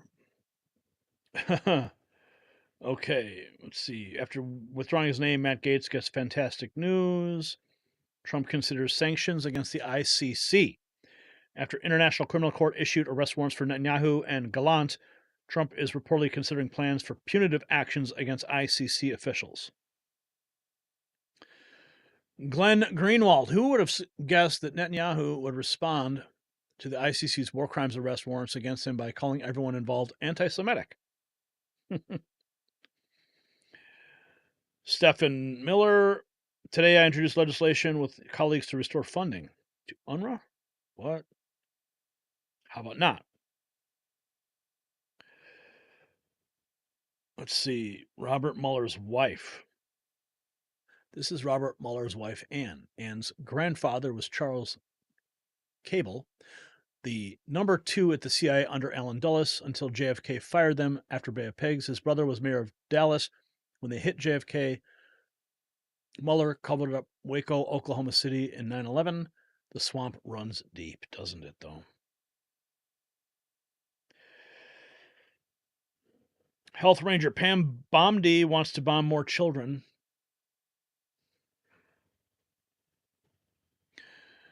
Okay, let's see. We're gonna know if Pam Bondi is legit if she drops all charges and stops prosecuting all J6 people on day 1. We will. DEA suspends airport cash seizures after audit finds abuses. Good. Trump should let the clock run out on TikTok. Morgan Stanley opens new Southeast Asia office. Kennedy to help connect patients with medical providers.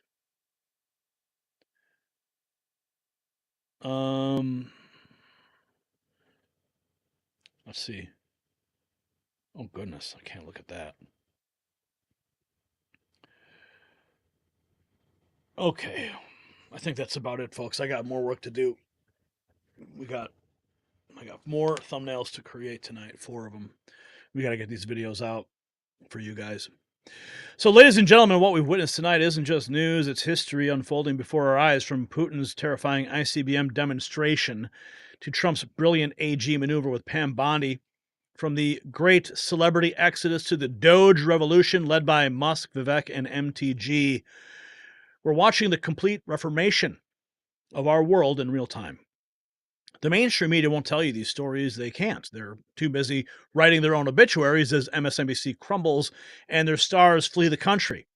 But here at the Next News Network, we are committed to bringing you the truth, unfiltered and uncensored. And I have to say, your engagement tonight has been absolutely incredible. The super chats, Rumble rants have been lighting up our screen with insights to put the so-called expert analysts to shame. So to everyone who contributed, thank you. You're not just supporting independent journalism, you are helping keep the flame of truth alive in an increasingly dark world. But our fight isn't over. In fact, it's just beginning. As we stand 16 days into Trump's historic re-election victory over Kamala Harris, the forces trying to silence us are more desperate than ever, and that's why we need your continued support. If you believe in what we're doing here, please consider making a donation through the links in the description. Every dollar helps us stay independent and keep bringing you the stories they don't want you to hear. And speaking of showing your support, have you seen our new MAGA Avengers collection at shop.nextnewsnetwork.com? Yes, people love them. Yeah, Elon Musk and Ron Paul on a t-shirt. Whoever thought that could happen? You see that little picture? I know you want to go take a look at it. Take a good look at it. I actually made that picture. So you can have a shirt that I made. You can wear it proudly, and it's got N3 on the sleeve. You got the MAGA Avengers hat. You got a Next News Network hat over here. I mean, why not, right?